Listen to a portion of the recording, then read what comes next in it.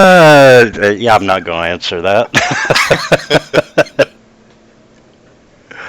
uh, all right, session 18, and let's see. Last time, you had a short rest. You encountered a mimic. Oren almost died in the chest. The thing was killed. Uh, Bjorn got possessed by Wongo. You had a long rest. You found the secret stairwell. You went down to level 2. Encountered some tomb dwarfs and a tomb guardian.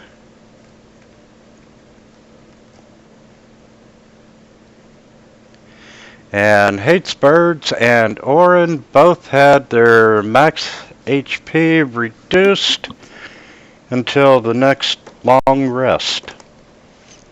I think it'd be nice to have another long rest before we start. I mean, if you guys need to. If you guys are weak enough, sure.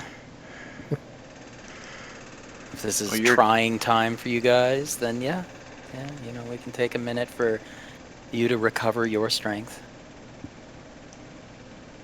That's all right. Since you're volunteering to be in the front line from now on, I think we'll be able to carry on, Diego. Not a problem. I'll drop stealth in the tower there, and we'll see if they see me with my 27 stealth check. We wouldn't want him to pass you up. We'll just put some fairy fire around you. Hey man, I could do that too. And I also have darkness. And let's see if there was anything we missed in that room. We got the ghost lantern. Yep, and that was it. How's that bag of holding doing? Is the skull doing anything in there? Or is it just a regular bag, like just a bag that you have? You can take a look if you want. I just want to know if it was like, shaking around like on his hip or something, like, trying to get out. Like in the horror movies, like was it Frighteners? I can't remember, where like the face is being pushed in through the wall. Oh, I remember that. Probably was for a while, but like a dog that's like not trained at all, just furiously trying to get away from the leash. Yeah, I'll put one of the dead dwarfs in the bag. Okay, you're shoving one of the dead dwarfs in the bag, and the bag's active for a little while. And just to refresh your memory, this looks like a lab. Well, it is a lab where they were creating golems. So, well, hey, you encountered one, and it looks like it's been in operation for a while. So they were just like changing its oil? Could be creating new ones. Good times. Hey, can we like permanently destroy the mechanism that churns out flesh golems? Yeah, you should be able to do that. Let's do that. You sure you don't want to make one? You got a bunch of fleshy dwarves. I'm thinking we don't really have the kind of time. Seems more like what was it? Oh shit, what's his name? He's gone now. Paladin. Cadmus? Cadma? Yes. Cathma. Yeah. Cathma, yeah. That sounds more like a Cathma thing. Always needs to, have somebody, like some new doll for him to play with. Okay, so are we doing the long rest thing, or? Well, I guess you're down 27 hit points. Yeah, also, the long rest is what's going to get rid of the negative HP situation, usually. Yeah. Yeah, but his negative is only 5, so if he got all of his current hit points back, we could go mean, how many dice do you have left on a short rest? I do have 5. 5. Well, that's pretty good. 5 D12s. They're D12s. 5 Yeah, for times the 6 is barbarian. 30, so theoretically you could get it all Yeah. back in a short rest, and then we could... Yeah, you get your slots back, so that would pretty much cover, like, the majority. Yeah. Just hang back and let Bjorn take some punishment. Well, he's at 28 too, so he should probably take a few. I'll just use the dice up and I have 1 left. And Just do a short rest, and then we can do at least another room or 2. One short rest coming up. I'll keep with the gecko climbing thing. And you have the only exit besides the stairs is the door to the south. All right. Get that door open. Well, is it tight to the hinges? Can thing as a spider slip through without opening the door? Yes, that's a new one. But yes, he would be able to slip underneath. There you go. Let's do that. Let's game the system.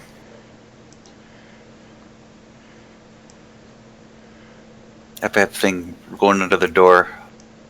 Hold on, I'll let you know what's out there.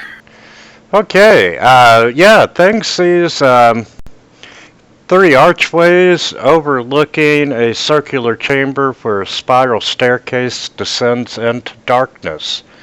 The staircase walls are lined with unlit torches and the sconces, and are set with niches containing moldering humanoid skulls and bones.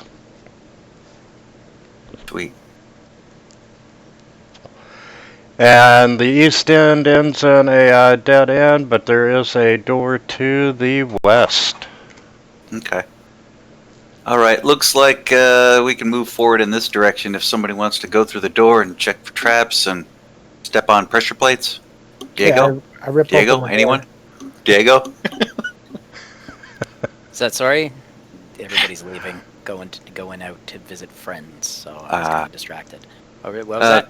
Checking for traps, Sure. door and the floor, and In the floor. Door and in the floor.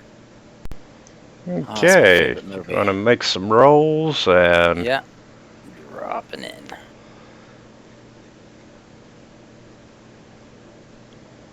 and you are not finding any traps.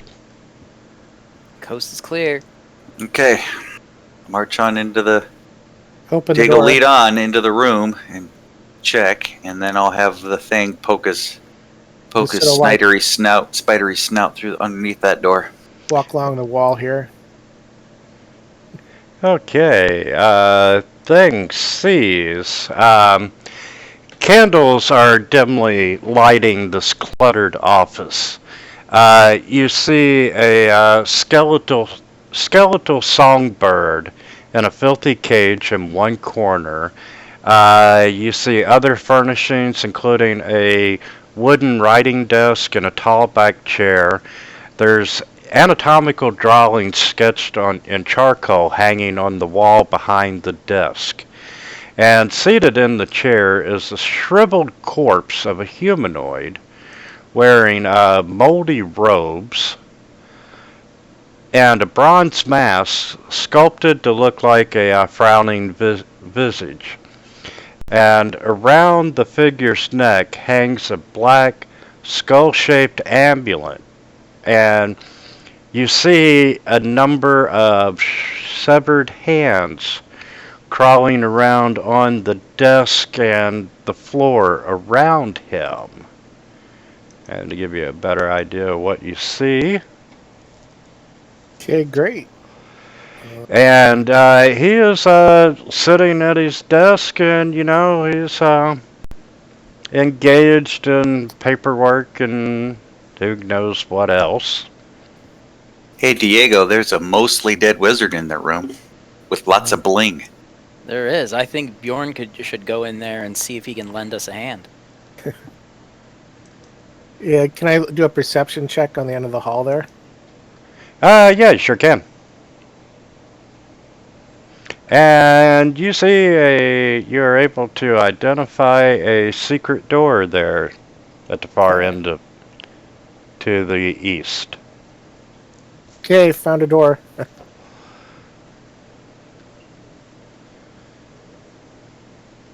Now let's take care of the wizard first, perhaps. Move over here. There's a wizard and there's a bunch of hands. Like, Are they like covered in barbecue sauce? Well, of course. Like whenever you see hands, aren't they always covered in barbecue sauce? Why wouldn't they? I think one of them's got chicken grease from KFC on him.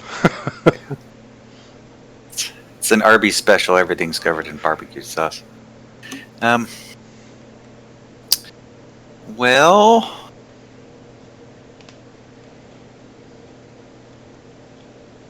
Everyone should probably move up. yeah, I'm just thinking maybe we throw the door open and then Yeah, and somebody grapple Oren the and dude I so he are right can't. behind you guys. Go Yeah. ahead. So Yeah, you get ready grapple and him, then he can't cast, right? If you grapple his arms, or no? Or is that not grappling? Is that a bear hug?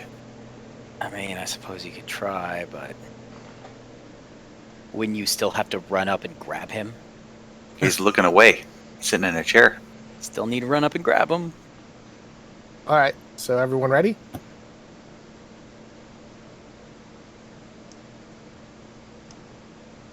Go for it. Okay, who's going to open the door? I guess I'll be opening it. Okay, you open the door and you see this guy's back to you, and the door's making a little bit of noise as you're opening it, so you don't get the element of surprise. But you hear this figure. What is it now? You all should be busy at work.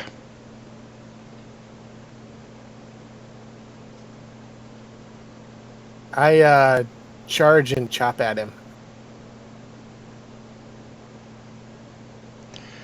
And rage. We are the hand police. Okay. Cuckoo, Yes. Okay, let's roll initiative then. Going right in.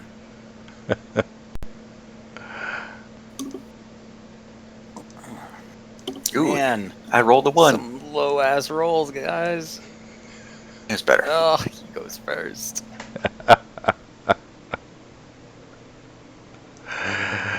Uh,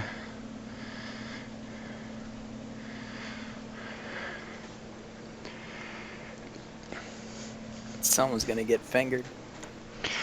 and Hates Birds, as you're charging in, he turns around in the chair and realizes that you are not one of the dwarves that he thought you were. And for I a think it's second, probably the running at him with an axe probably did it. yeah, and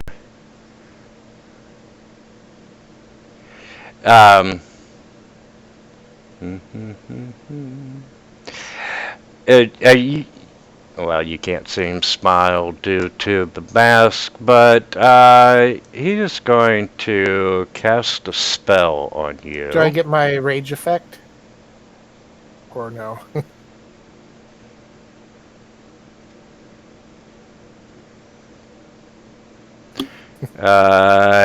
No, there's nothing for, But I get to have the rage though, right? 'Cause Right. I'm raging and running in. Okay, cool. and you failed, and you are instantly held in place.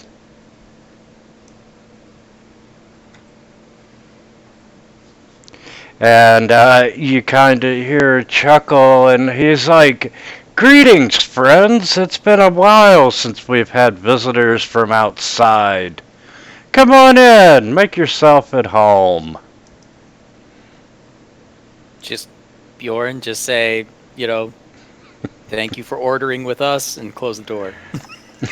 Enjoy your meal. Grubhub. Right. Oh boy. This is the perfect Wand of Wonder time. Yes, it is. This is a great. Yeah, it's a pretty great Wonder time. I don't know if I want to go in there. That looks like a bad place to be, considering how there's going to be 3 hand attacks.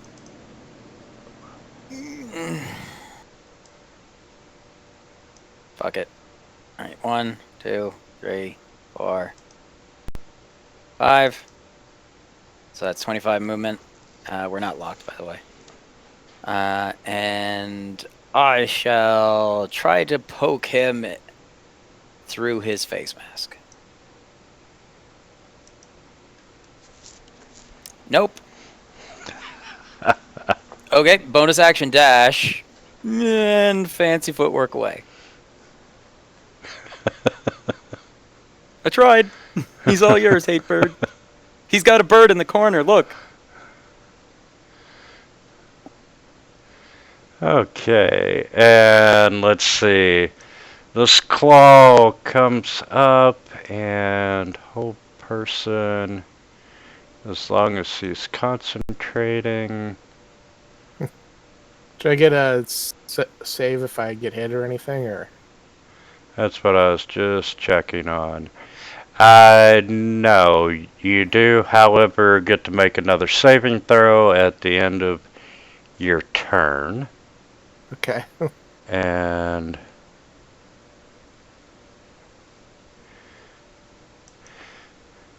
so this hand comes up crawling towards you, and it's trying to claw you. Which Is he in the half? Which square is Dances with Birds? Yeah, he'd be there.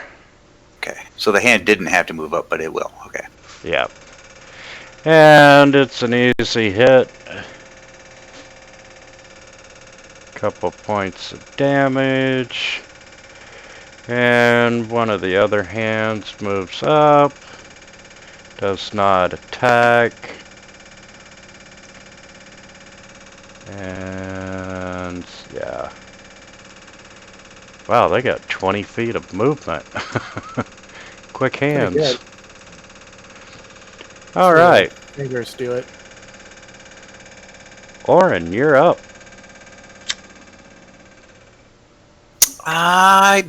Let's see. What kind of nonsense am I after here?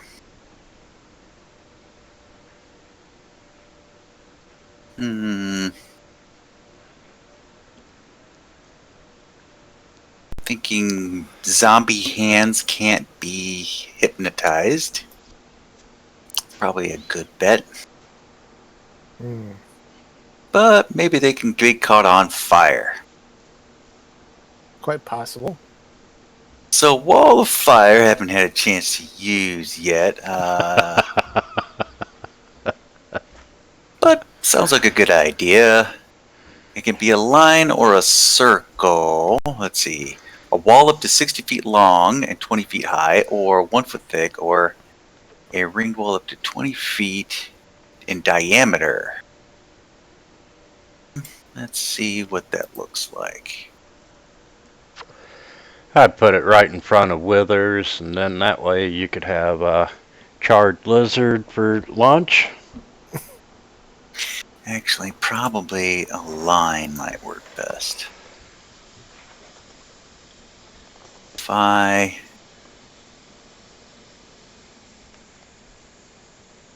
just go inside, that's not quite right. If I go, oops, that didn't work.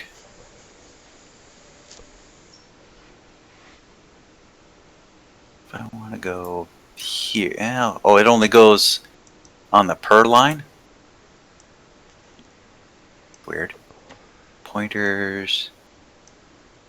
Remove pointers. Okay, so I want to draw. I want to put the wall right in front of Hates Birds, through the hexes or the squares that 16 Withers and the Claw number 4 are in, so they all take damage turn 1. And only 2 hands. I want it to go north and south. And let's see.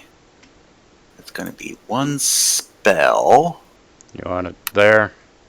Yeah, a little closer to Hates Birds. That way, when they first get hit with it, I understand that they roll a dex save and then they move to one side or the other.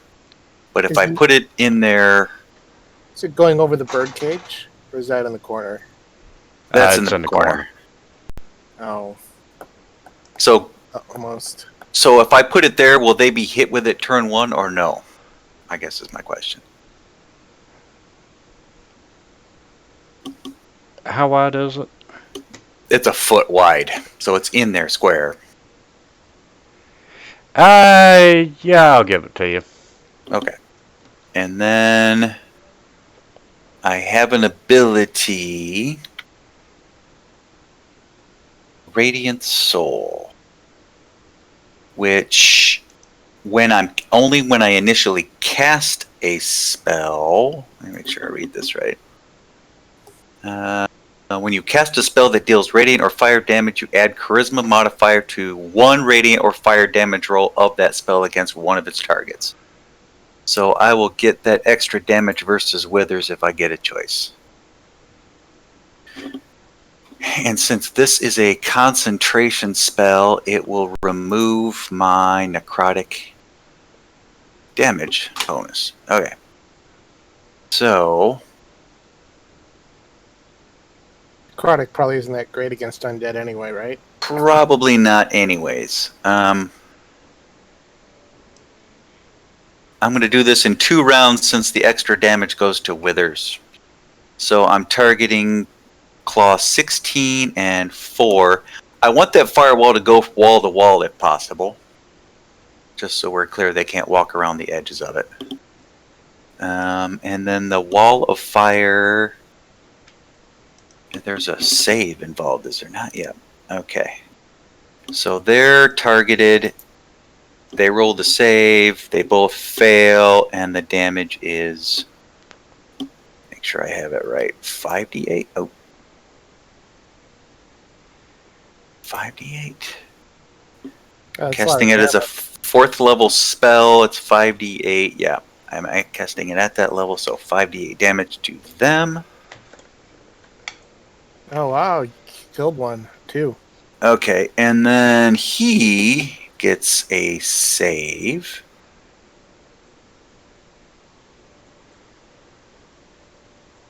Yeah! Ooh. Okay. And then the Radiant... Oh, wait. I have to target myself.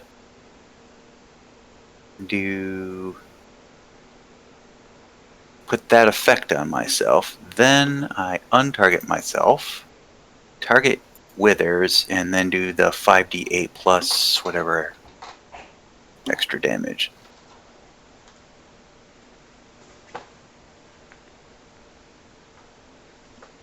Okay. And he lost his concentration, so... Dances with Birds is free. Woohoo! Absolutely. And then... Do I have to maintain line of sight in order for concentration? I don't think that I do. I don't believe so. So I'm gonna zip around the corner and laugh that that went as well as it did. And that's gonna be my turn. And that one is dead. And number 2 is just gonna come down. We're not gonna try to cross the fire. He's gonna come up.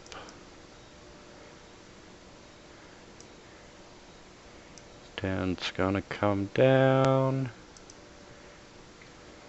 Okay. So I'm going to attack wizards. You can't see him Why can't I see him? because he's behind a wall of fire, right? Well, I think I could look through a fire, right? When I played it last game, they said you couldn't see through the fire; it was obscuring. Okay, can I see through the but fire? That it's the Not all. DM's discretion. Not, I'll attack something else. Let's see. And they have to be 10 feet away from the fire, or they get burned. So they probably those 3 claws are probably another 5 foot back. Thank So you. I'm gonna get burned now, right? No, it's the fire hurts somebody on 10 feet of one side of the wall of fire. So there's a wall of The wall is opaque. It doesn't otherwise stop attacks. However, creatures can't be seen. So I can attack withers, or I can't attack. You can, but you would have disadvantage on the attack. Okay, I'll hit one of these hands then with the glaive.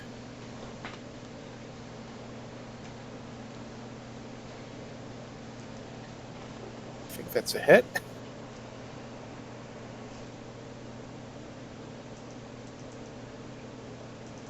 I'll use my second attack to attack another hand.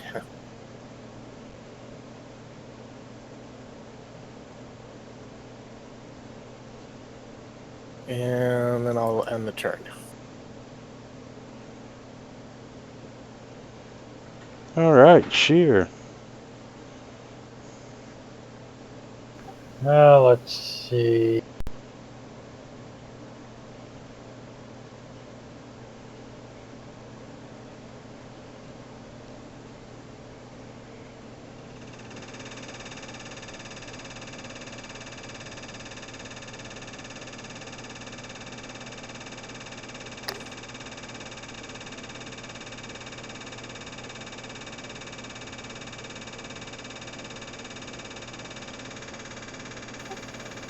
That wall of fire kind of limits my options. I guess I'll just take a blind pot shot at withers through the fire.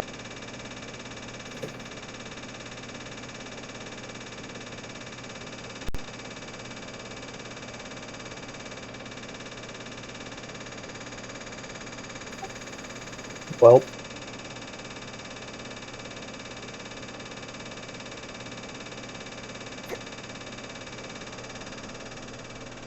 Alright, thing. Okay. The thing is immune to fire. Let's see. Including magical? Yeah, all fire damage. That's handy.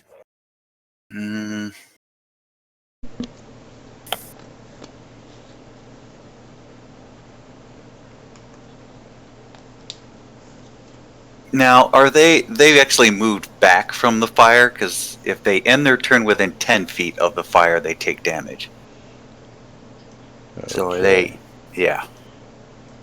That's better. Okay. So the thing's gonna bust out the Wand of Wonder. Oh shit. Because why not? I hope it's something like a gust of wind or something that'll just blow the fire on them. I think That'd be great. flaming butterflies. That's what I'm hoping for.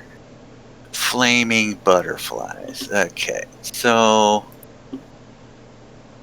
roll on this chart.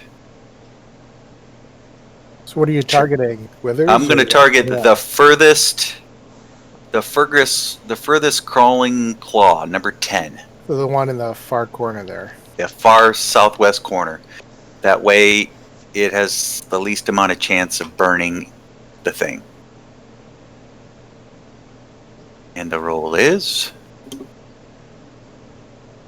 53. You enlarge the target. You've done that like 3 times. Enlarge the bad guys. Next tell you, time, that target one- Bjorn. Yeah, and then it turns into a fireball. I can see it right now. That's awesome. And that, ladies and gentlemen, is the thing. Now, he is visible now, but he is going to fly away. Just gonna be like, yeah, give me that wand, and snap it over my knee. He's just gonna run over to the corner and hide. Because that didn't work out too well. And that's his turn. And steps out. So it's Withers. And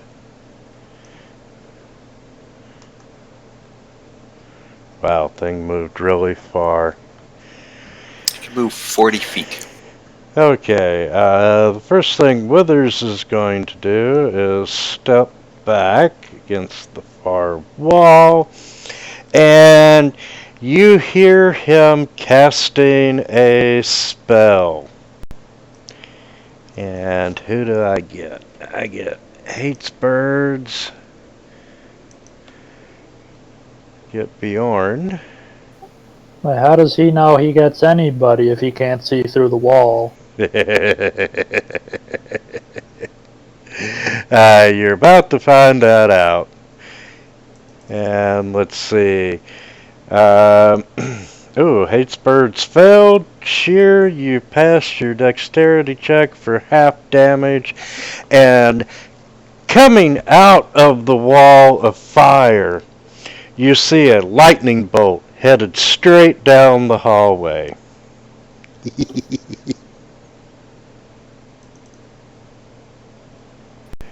So he just assumes that there are still people standing right down that hallway.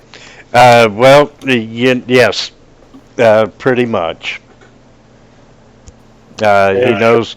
That's not metagamey at all. Well, with it being his office, he knows where the door's at. He knows where he's in relation to it. So, it's worth a spell slot to try.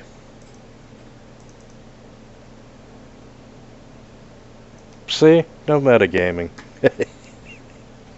Yeah, if I was a player, I would probably try to use that explanation if I needed to do it.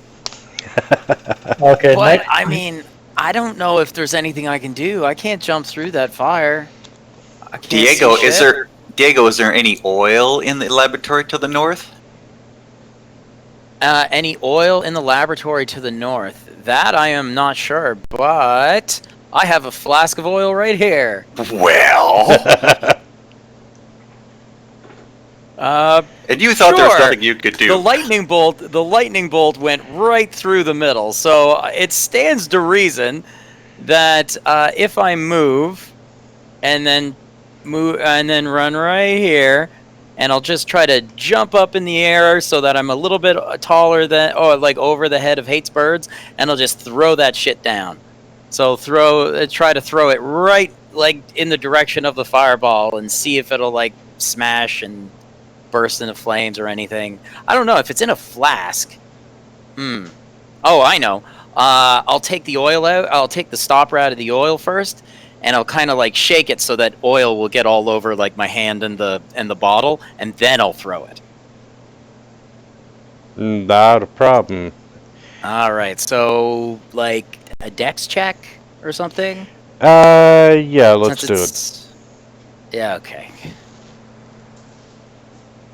So I'm just making dex check with. Yeah. Let's see if this works. Hey. You're just trying to throw it against the far wall. That's got to be easy to do. Yeah, like I'm just trying to throw it right through. And when it hits that firewall, it'll catch on fire and Yeah, because smash that and- was the thing. yeah. I was just about to toss it and be like, well, if it doesn't burst into flames or anything, because it goes through, it's just gonna be Well, like warm oil. Well, it Yeah. takes 5 to 8 damage when it goes to the wall, so it's gonna burst. Oh yeah, that's right. Didn't think about that. And then after that, I'll run by. I'll bonus action dash for the movement. Run by. and I'll slap my oily hand on the charred armor of Lightning Bolt Bjorn and be like, "Go get him, Tiger."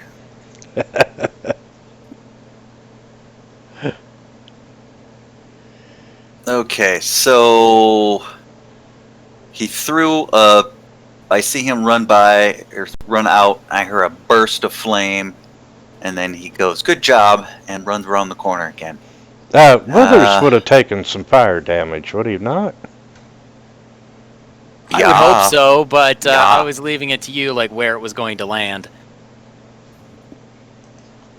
I don't know how much space a flask of oil blows up into, but I would say like no more than 10, but probably 5, like just a square or something. I don't know. Yeah, the oil would burn for. It would cover 5 foot, and it burns for 2 rounds and deals 5 fire damage. Oh, okay. It's fine. It's damage. So Withers. Presumably it would explode in this instance, right? What were the old rules for grenades? I don't even remember. No, I have no idea. That would, like, if it was like a small radius, that could probably be applied. It rarely came up enough to remember, I would think. Unless you were like intentionally playing like, I don't know, like old school artificers where you were constantly making potions. what can I do now? Cantrips. Cantrips are good. Cantrips don't require much at all. Ooh. I'm gonna...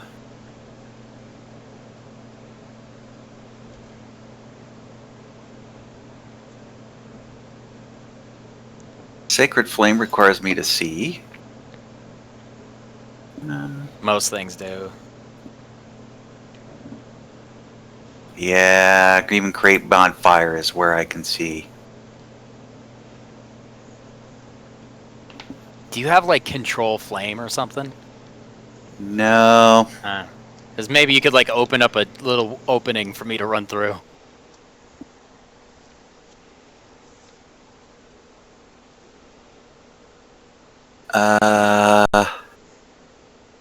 Without burning an extra spell slot. And I'm pretty sure 5d8 is going to destroy any arrow I try to fire through there. Does the wall go up to the ceiling?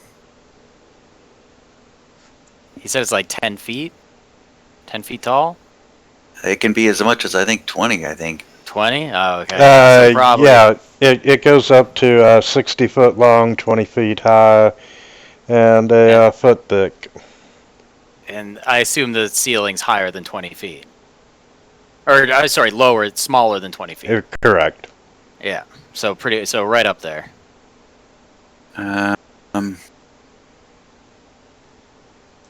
Quite sure what it is I can do.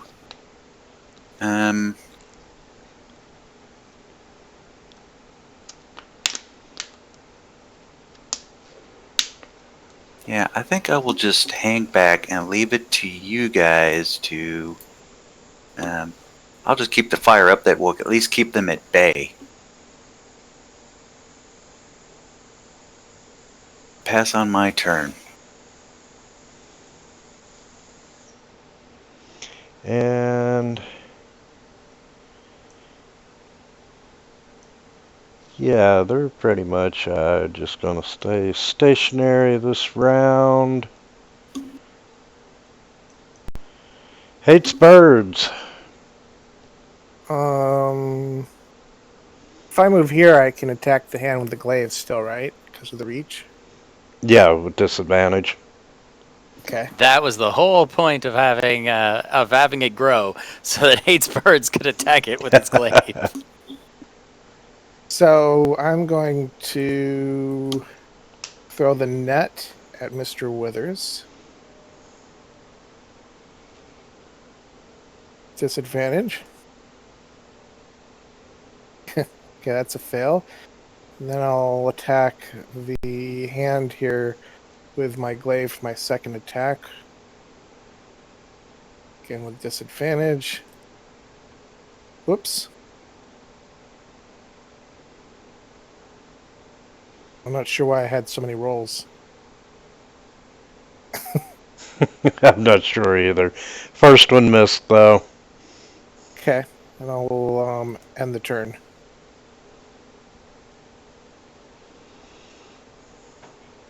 Well, Bjorn, it's your turn if you're done smoking.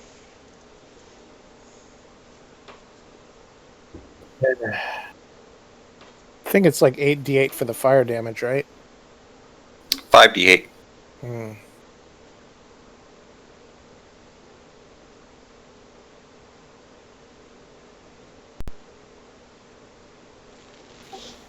I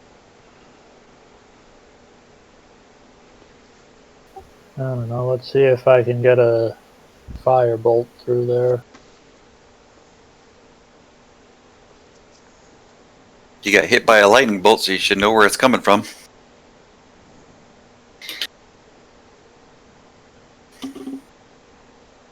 Ah.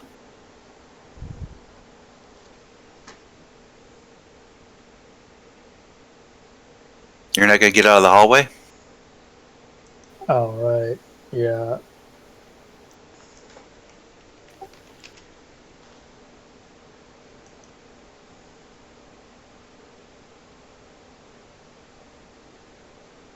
Okay. The thing.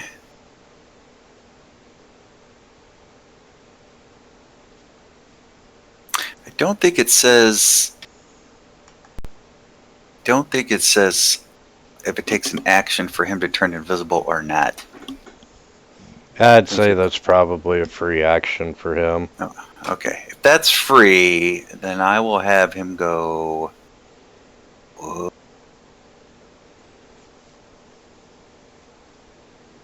I will have him turn invisible.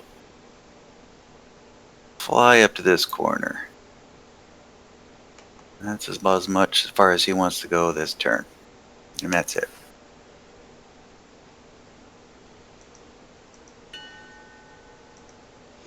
Okay, the fire that's started by the wall of fire is continuing to spread along the walls.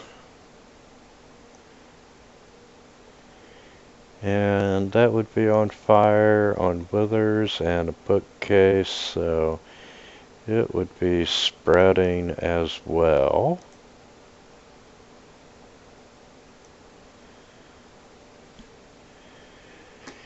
And let's see.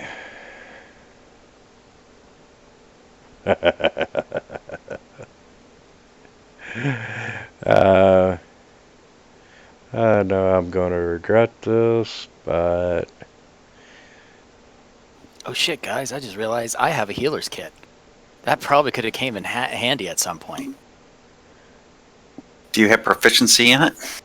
No, I don't. But I mean, still, it's like I can save somebody from bleeding out. Oh, okay. and I he just can't do casts the 1d6 plus 4 heal. I just can't do that. he casts dispel magic on the wall of fire.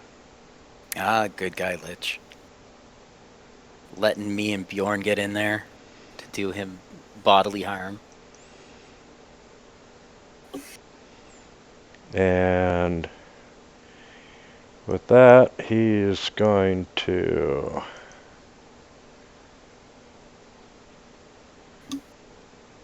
Should I roll a bunch of ball bearings in there with all the flaming oil and stuff?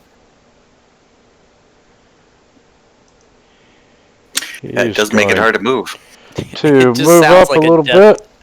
Like such an annoying death trap. And Diego, you're up. All right, so 5. All right, bonus action dash, which will get me here, and I stab at him with my rapier. It hits. I think that's his first hit. Yeah, the fire counts. Bam, and the fire, yeah. Oh yeah, second hit. All right. Well, that's good enough for me. So I have 25 movement left. See 50 ya. makes him heavy. Sweet. Orin.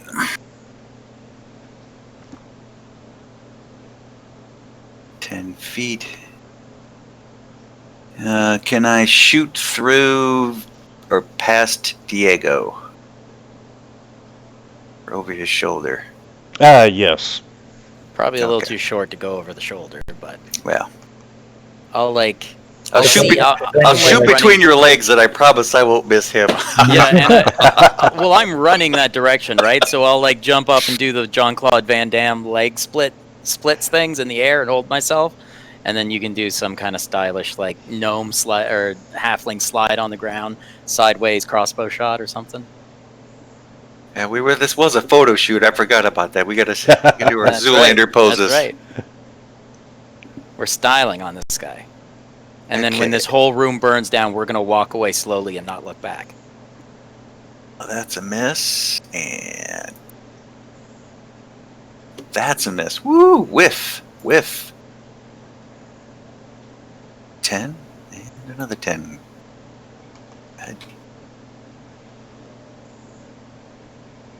Okay. Okay, claw number 2 is gonna come up and attack the Birdman of Omu.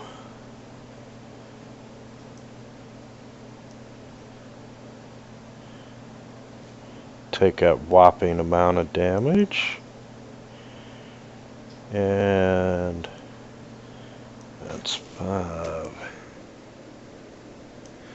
That would be 15, and that would put him at his 20. Got an attack.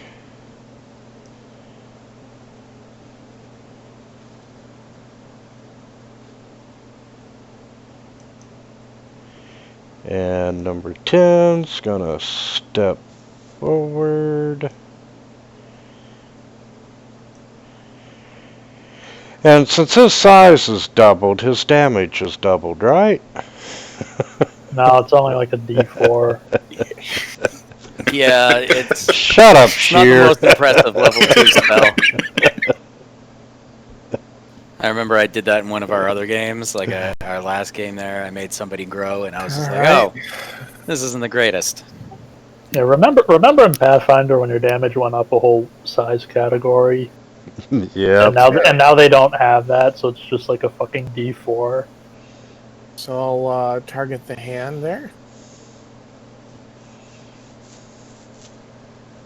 Oh, Yeah, it's good enough to hit the hand.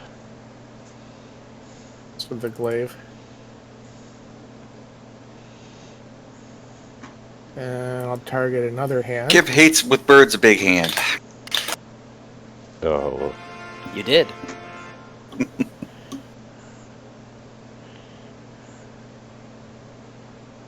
We changed his name to Hates Hands after this. Wow, you wasted 25 points of damage on a hand. Yeah.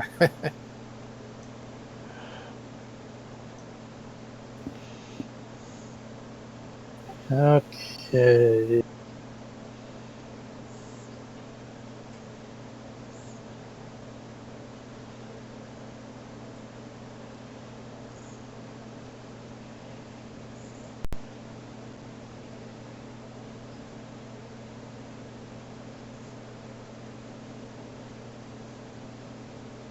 It's about 20 feet.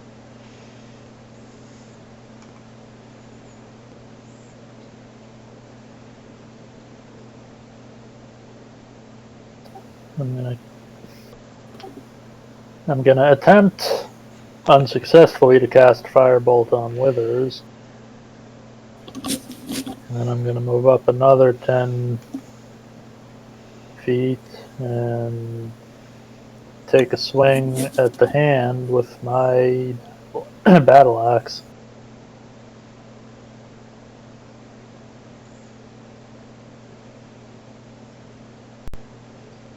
Yeah, you killed it. The thing will fly up to Withers and talk to the dead man about his mother. And that's his turn.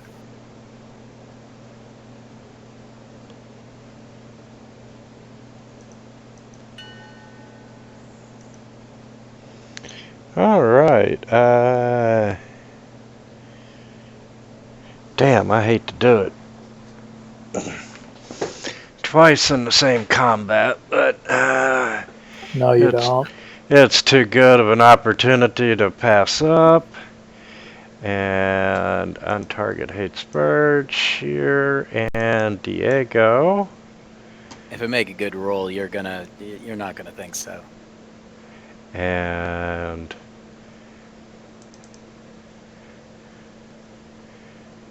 one Evasion, babe. No Oh. damage from me. So you evade. So that means I'm still doing the Jean-Claude Van Damme splits. It goes right through. So there goes the damage on Bjorn.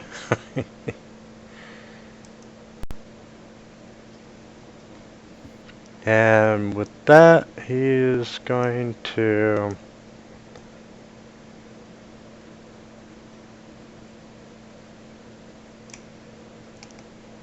move up 5 feet.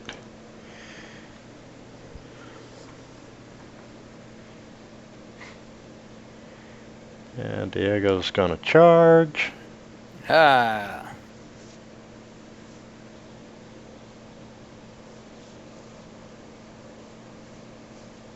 Oh, whoop, whoop, whoop. Let's make sure that's on.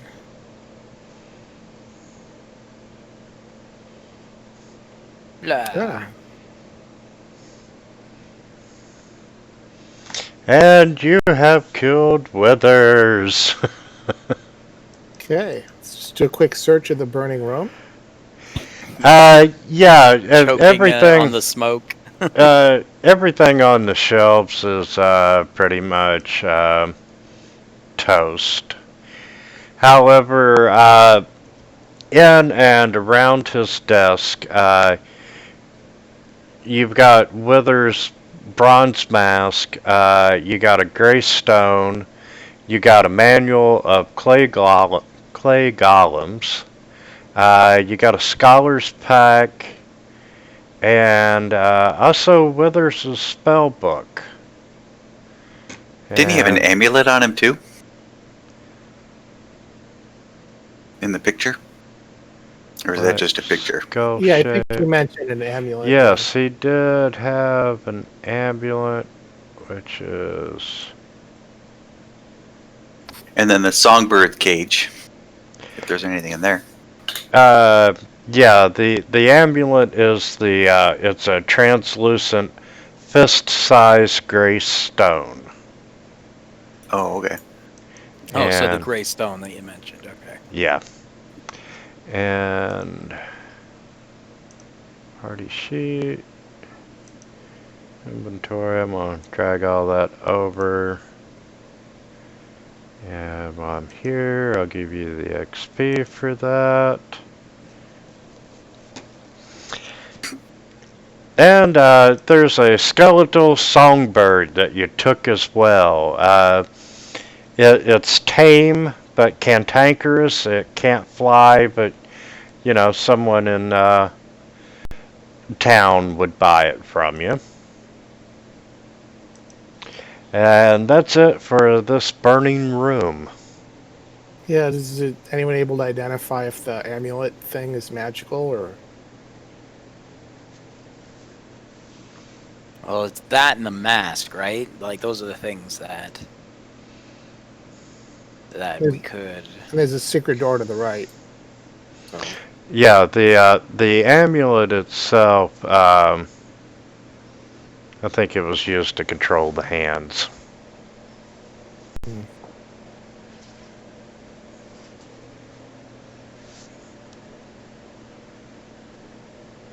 Yeah, I'm correct. It's a controlled gem for the hands. Well, no. It's some sort of magical gem that you have no idea what it does. Well, we'll sell it later.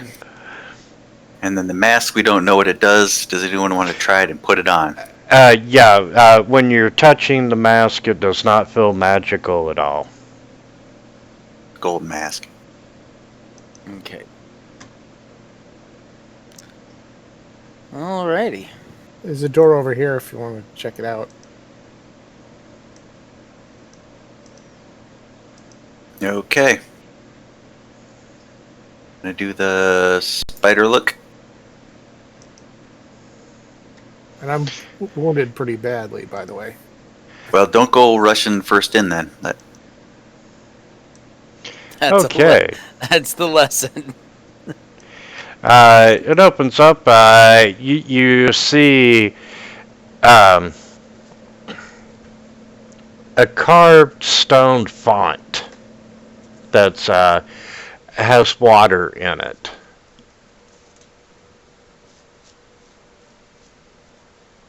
Well, there's a 1 in 3 chance it'll heal you. Why 1 in 3? Wasn't that the way the fountain upstairs worked? Yeah. Oh, yes. I smell the water. Does it smell bad, or is anything weird going on? No. It smells like water, but as you're looking into it, you see the water begin to swirl, and this eerie light starts emanating from the basin, and you see an image resolve on the water's surface. And looking at the image, and that's good enough.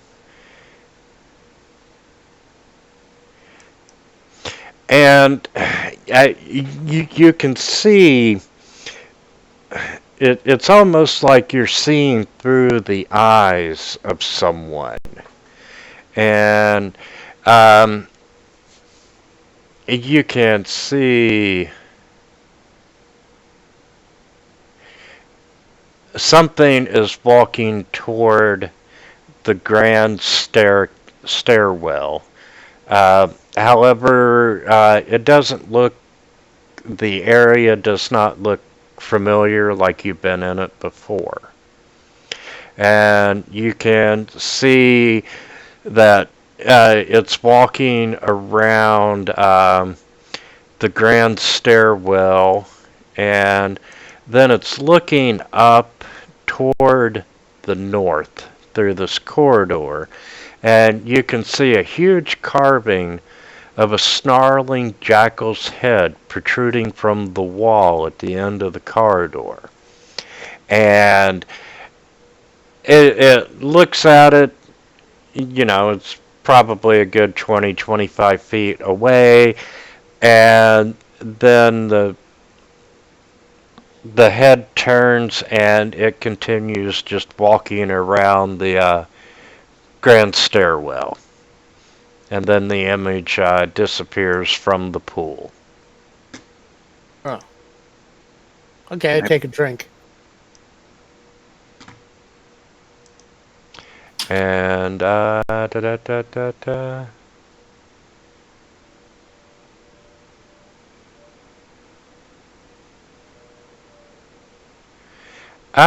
yeah, nothing happens. It's refreshing water.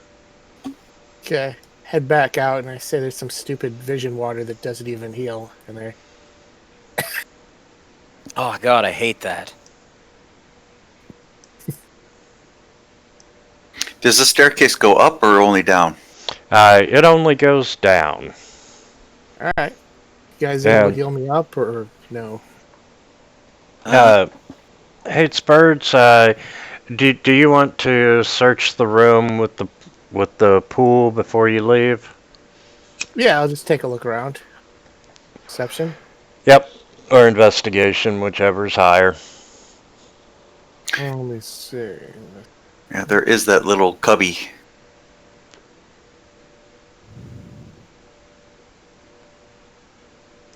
I don't see nothing.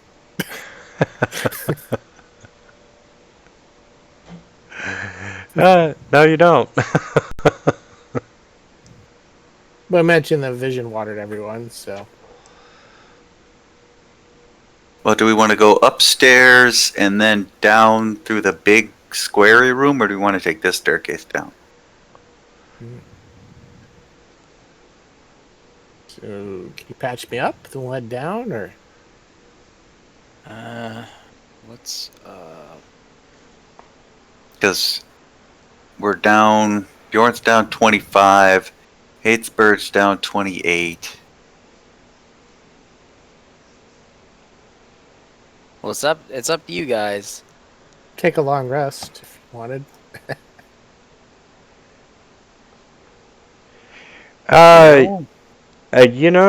You feel safe enough in this area that you could probably get by with the long rest if you wanted.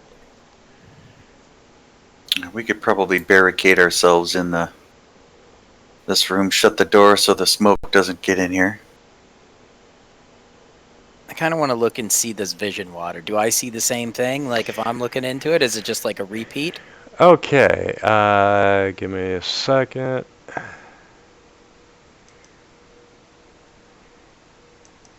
Is it like on a loop, or is it like a live feed kind of thing?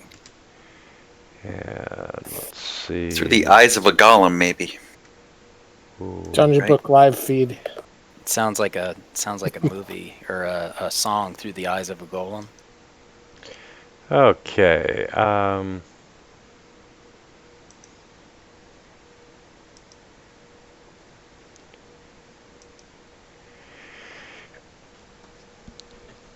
you see, a crumbling balcony overlooking a pool of lava filling a triangle-shaped chamber. And this chamber's probably 60 by 60. And above the lava, you can see this enormous crystal cylinder held in place by these three adamantine struts. And wraith-like forms swirl inside the cylinder, and you can see four long writhing tentacles sprouting from the cap on the cylinder. And you see the shriveled monstrosity, the size of an elephant floating near the cylinder. Its body is wet and malformed. Its arms and legs are atrophied. And its oversized head is dripping this black goo. And the creature is attached to the cylinder by this twisted umbilical cord. So it's like somebody's bringing Cthulhu to life. That's a close description. Nice. It's a ventilator for Cthulhu. And as you are looking in the pool,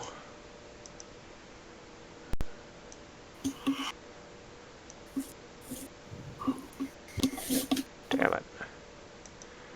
There we go. You're checking out this vision and so forth, and suddenly the surface of the pool explodes, and you see this hulking figure wearing plate armor and a bucket helm is heaving itself up from the pool. And hey, roll for initiative, because there's another tomb guardian. Oh, yay. Well, I'll just go, ah! So that everybody knows that something's going on. We should Hey, have- there's that 19, just when I wanted it. See flush ya, the buddy. pool. Flush the pool. You're not getting me. And Diego, you're up first.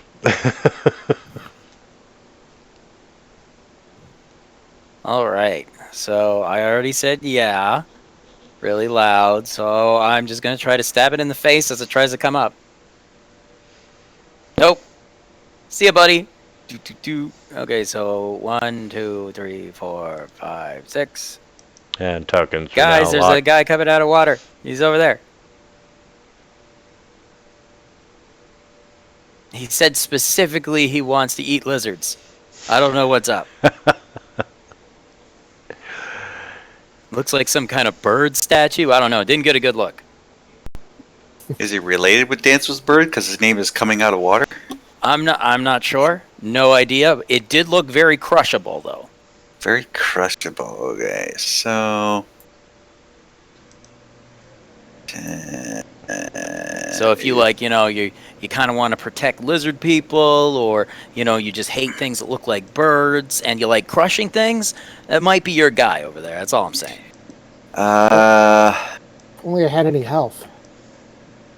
Well, you might want to stand back then. Wait for him to come to you. Not really a thing barbarians do, I guess. The thing is, you still have more health than me. Oh no, wait, you don't. I was looking Picky. at Bjorn. Bjorn has more health than me. Yeah, Bjorn's doing pretty good. Like, he turned into a tree or something, right? I'm gonna run away, and then I'm gonna have Thing.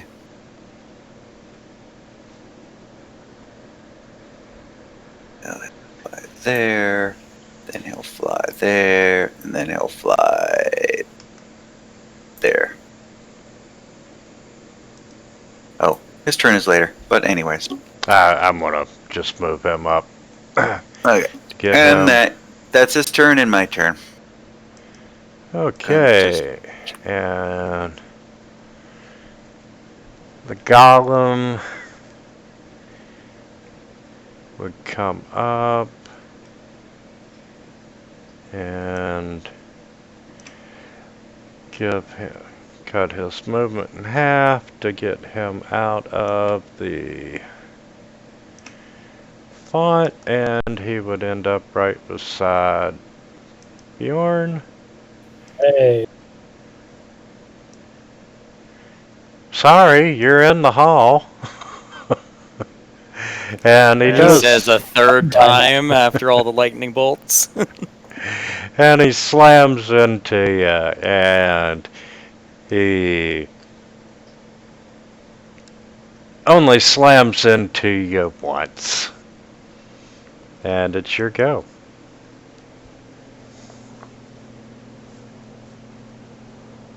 Yeah, probably can turn into some giant frog or something, right? Sure, if he was a druid. Oh, he's not a druid. He's the warlock? He is the fighter. Oh. Well, then he's in a good Spider spot. can't fucking hit anything.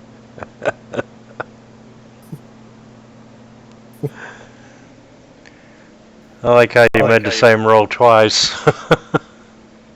The Mace of Terrible roll. Now, here's the thing too. If you stay in the hallway, I can't hit him, and neither can hate. Well, Hates Birds has a glaive, Yeah, I have reach. I can go right over to his top.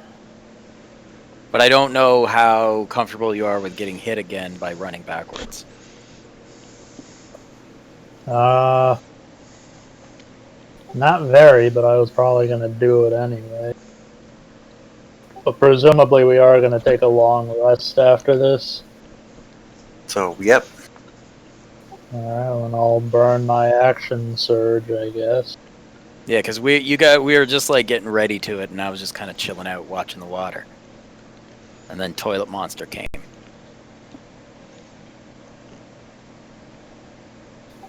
I'm gonna fucking You know, I'm just gonna stand here. Just fucking kill me. Oh, I'm not gonna move 15 feet back, but still, just fucking kill me. Well, let's see. As you This is retreat. staggering. The amount of misses, all friggin' set, like, you know, campaign. Really, killing that character would be a mercy if the rolling on the next character is better. Like, I mean, if this is how he was training, like in his training days, you think he would have stayed on the farm. You'd think he just wouldn't go adventuring. You'd be like, you know what? That's not my life. My life is here with the cows. He'd try to hoe and miss the ground. The ground doesn't move, though. He has a better chance. And the most hurt person charges ahead. Yeah, but at least he can kind of back a ways because of the glaive. Attack with the glaive.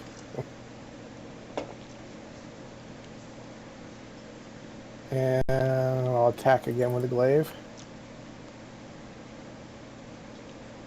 I don't suppose I can drink my healing potion. Is that a bonus? No.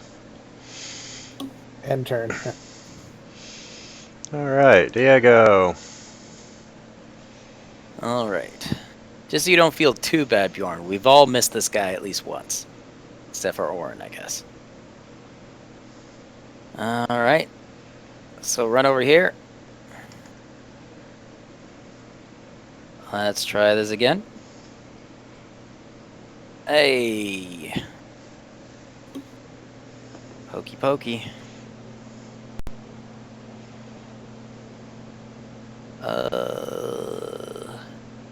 Hey, so there, 5, 10, 15, 20. Yeah, okay. So I'll also bonus action with the dagger. And then I'll skip backwards.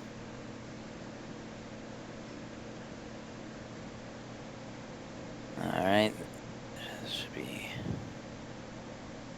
resisted. Okay, yep. I wanted to check. So complete immunity to non-magic. Nice. Okay. Orin can get to there. We're all not going to let him come to us. We're going to just run into him. And that's my turn. The thing...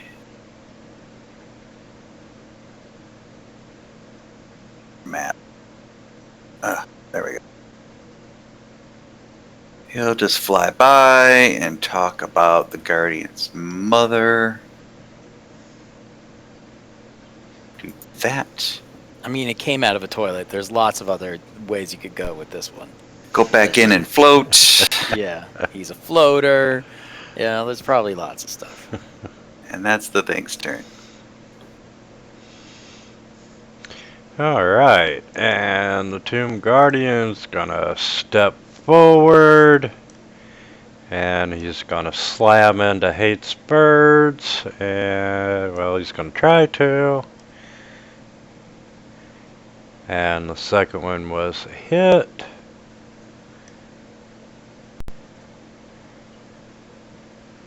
And Hates Birds is even more damaged. And Bjorn. Alright, well, now I can't get to it, so I'm just gonna...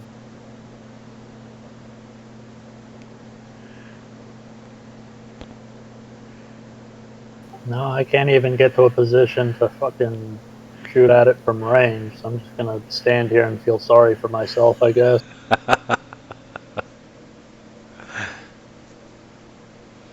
It's my turn again? Yep. Let's see. I couldn't do like a 5-step, really.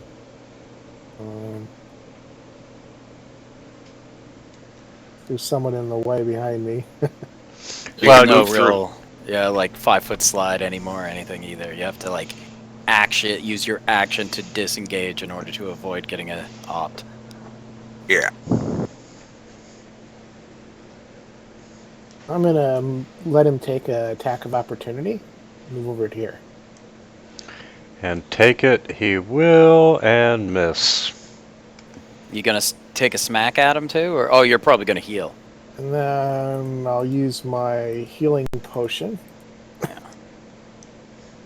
My last one, actually, I think. Let's see. It's 2d4 plus 2. Let's see here.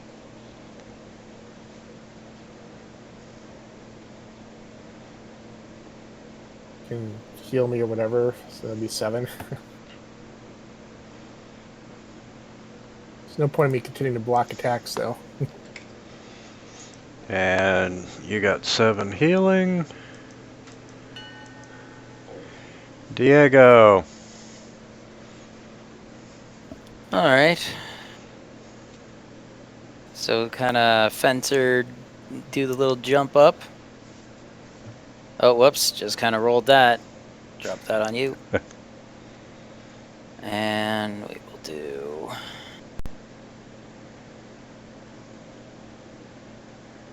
Hey, that's 30 damage. That's a good hit.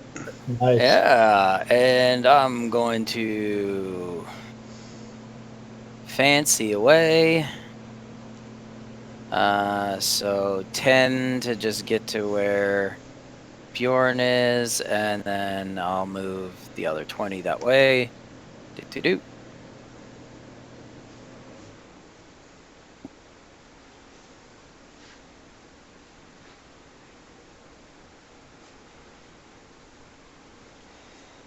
Will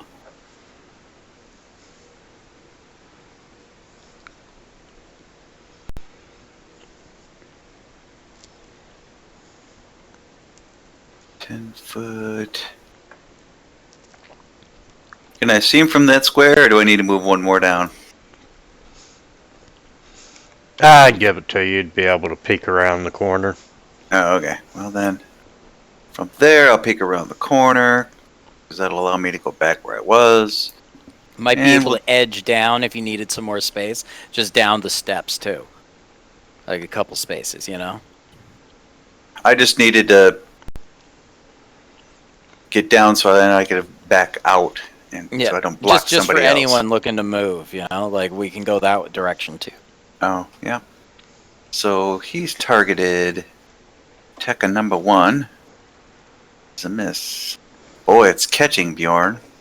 And this is repelling. Number 2. Boy, this is repulsive.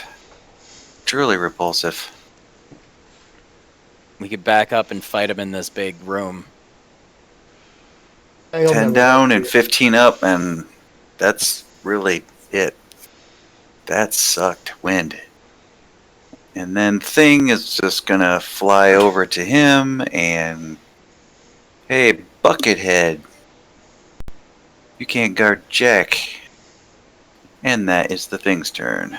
Can you shoot spells through Thing or use Thing as a point of vision to cast spells? It has to be a touch-based spell. Touch base. Okay. All right. I was just okay. I was just Did curious about that a you couple times. That's all. Get any touch spells?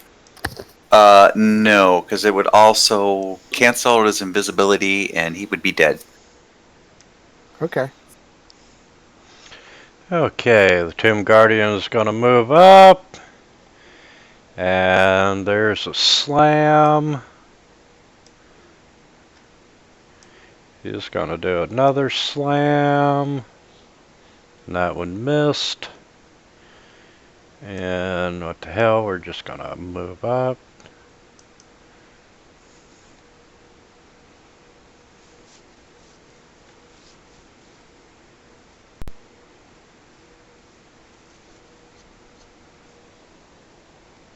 Even with fucking advantage, I just can't.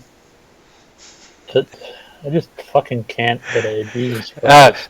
Would you like to use one of your I don't. inspiration? Where the fuck did I get inspiration from? I gave everyone one. Well, I figured you might need 3 to 5. Mace is stylish. I'm glad I didn't take it, but It could come in handy one day. I'm really interested to see what Not for happens if it dealing hits damage. something. Nope, It looks like it could do some tremendous damage. I just haven't seen it hit anything yet. nope. It's a D6 bludgeoning and magic damage. And I'll use my fucking inspiration to miss for a third time. You'll hit this one. Hey! Yay! For 6 damage. Yeah, that almost killed it. I bet. Wounded He's its probably pride. very fearful too, because of the terror mace. Okay, I've targeted it. I'm going to glaive it.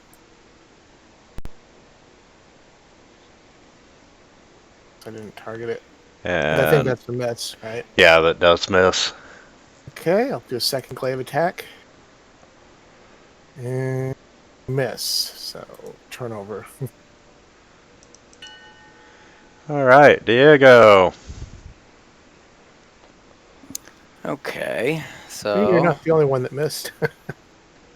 oh shit. Okay. Is there any chance I could get here? Like squeeze around?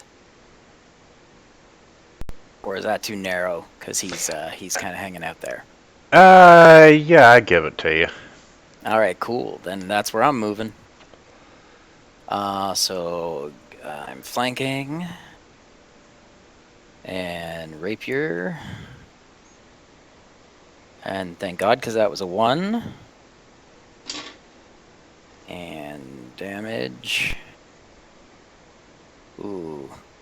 Hey, you got him. And yeah, I got him, but that's a lot of 1s and 2s right there. Like nothing more than a 3. Holy jeez. Well, he's already heavy, so you've Yeah. probably almost done it. Well, he was before too, so hopefully. But yeah, so bonus action, I will dash, and with fancy footwork, I will move this way. Actually, no, I'm not going all that way. I don't want to stand next to that water and have something else crawl out. So I'll move over here, and at least this will give us a little bit more moving space. Okay, guess it's Orin's turn then, huh? Yep, I will run around the corner. Then how badly do we want to hurt this guy? Pretty worn down.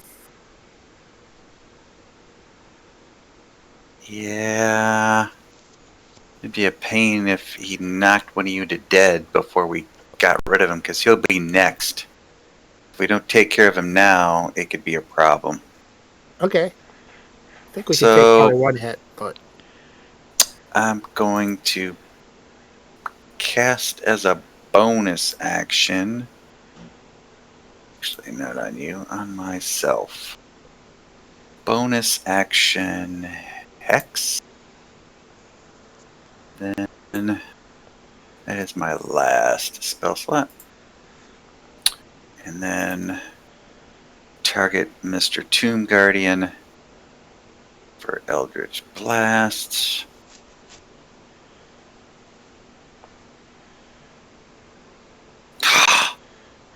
Okay, and change the dice color again. no. Purple. Purple will hit him, right? Is that the... Will purple hit him? No, it will not. Oh Man, my god, I can't believe more dogs are like, oh my god, I can't believe this druid. And Ted. And that's just stupid. And, yeah, he can fly out there and then fly back and tell the Tomb Guardian that he is... Go back to the toilet, you stupid bucket head. And that is the thing's turn. Wow. And as the thing leaves the alcove, something catches his eye, and thing does see a secret door to the east there in the alcove. Cool. And the Tomb Guardian, Wonder what he's going to do.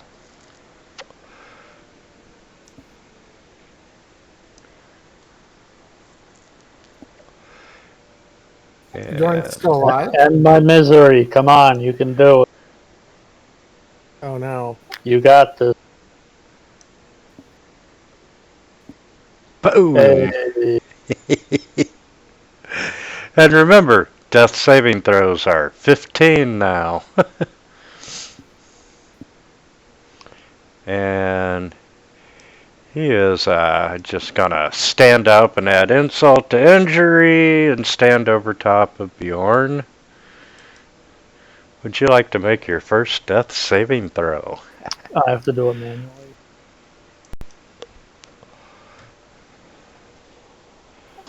Oh darn.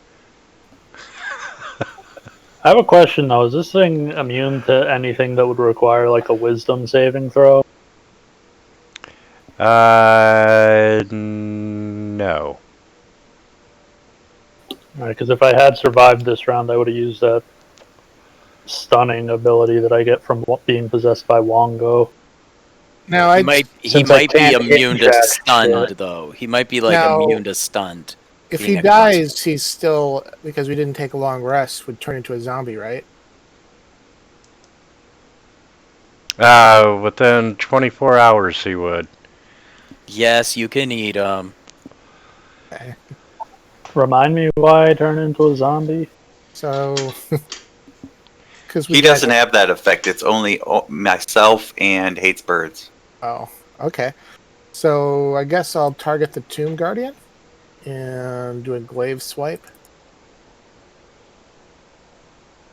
Oh, I guess I didn't have the target on. That would have hit. Okay, and I'll do a second.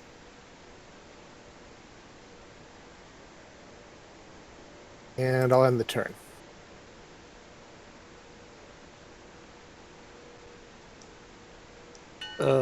Where am I? Hey, Steph, how are you? Good. Only 2.5 hours on with tech support, so who doesn't Nice. want to do that, right?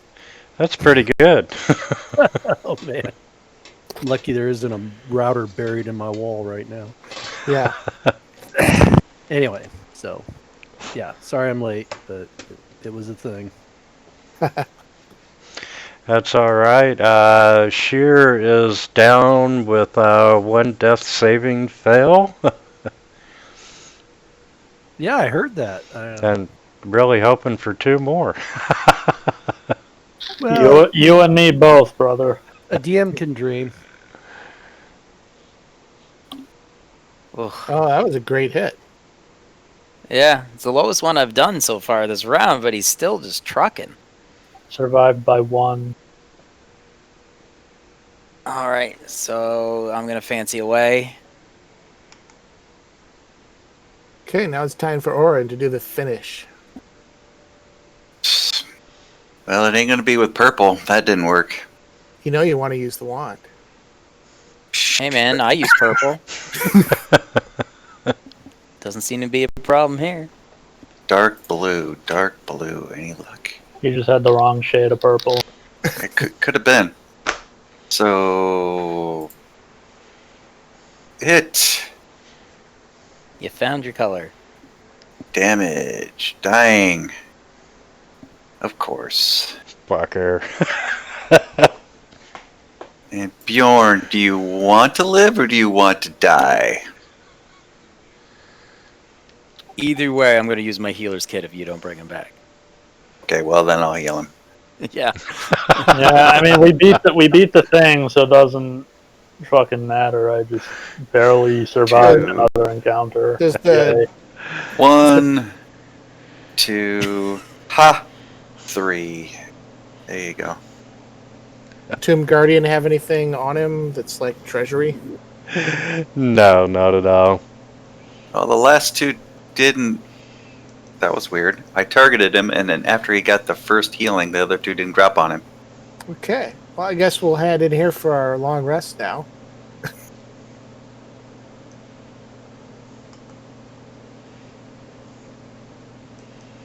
noticed that.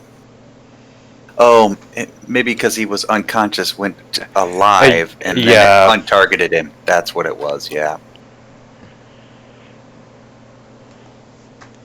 So I'm gonna unlock tokens. Yeah, that went pretty well.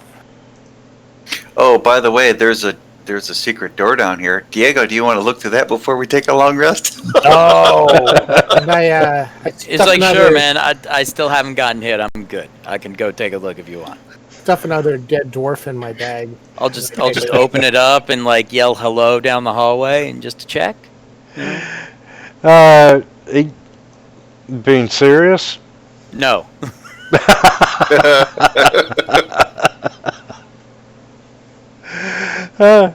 Okay, I'll yell, "Hey, you stupid dwarves! I'm the hand guy. Go fetch me treasure."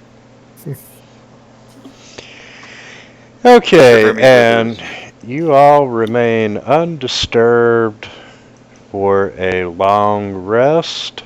Yay, full hit points back. And let's see, hates birds. We need to up yours. You're at 57 max now.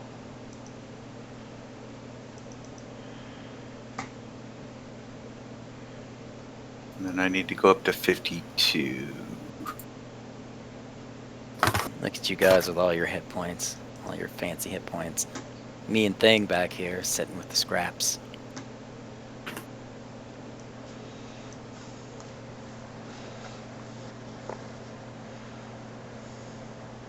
There we go. And you took a long rest. Are you going to put me back on the combat tracker? And if I have to, Well, I mean, if not, then I'll just bid you all adieu.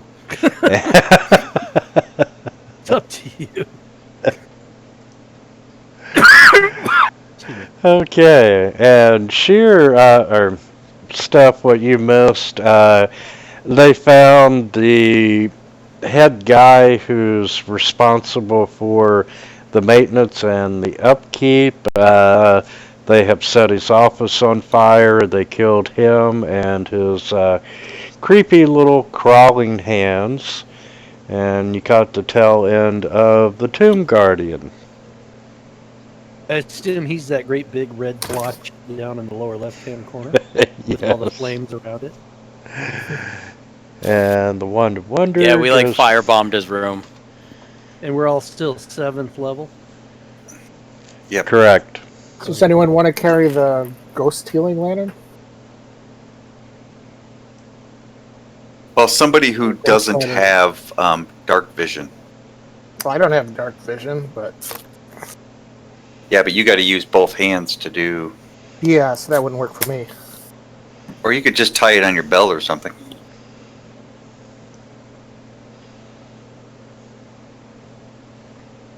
Yeah, but I don't like elves. So Yeah, that's because we don't like you either.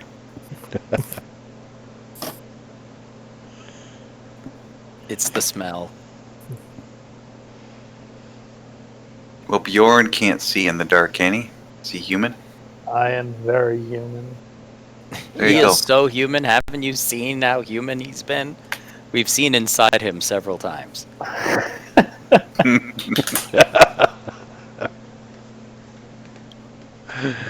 It's gross, There but is- very if true. If this is rank mortality amongst us, it's definitely Bjorn.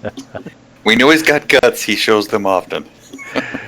Cool. Yep. Since we just took a long rest, do y'all mind if we break here? Sure. All right, we'll see you in 10. yeah, I think that went pretty well.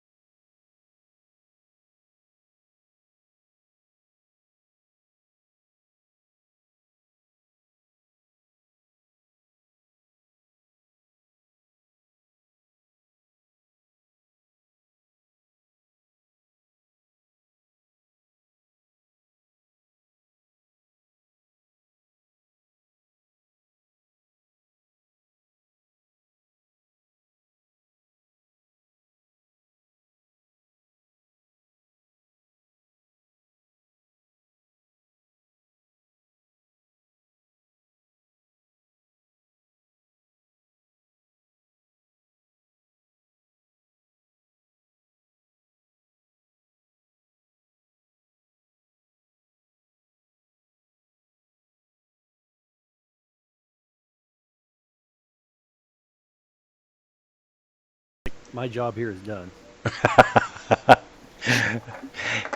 Yeah, and I think Shear was really hoping he was gonna die. Just a Have you bit. ever been through Rise of the Rune Lords in Pathfinder No, or read it? So I've Rise of read the Rune parts Lords. of it. I'm sorry, what? I've read parts of it. It's actually I went through it as a player for like 3 years, and it's a great adventure path. When they reworked the anniversary edition, it's my favorite by far.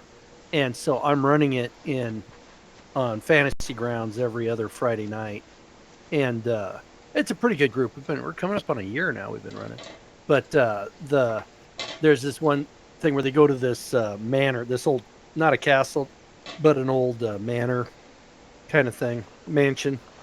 Excuse me, hiccups.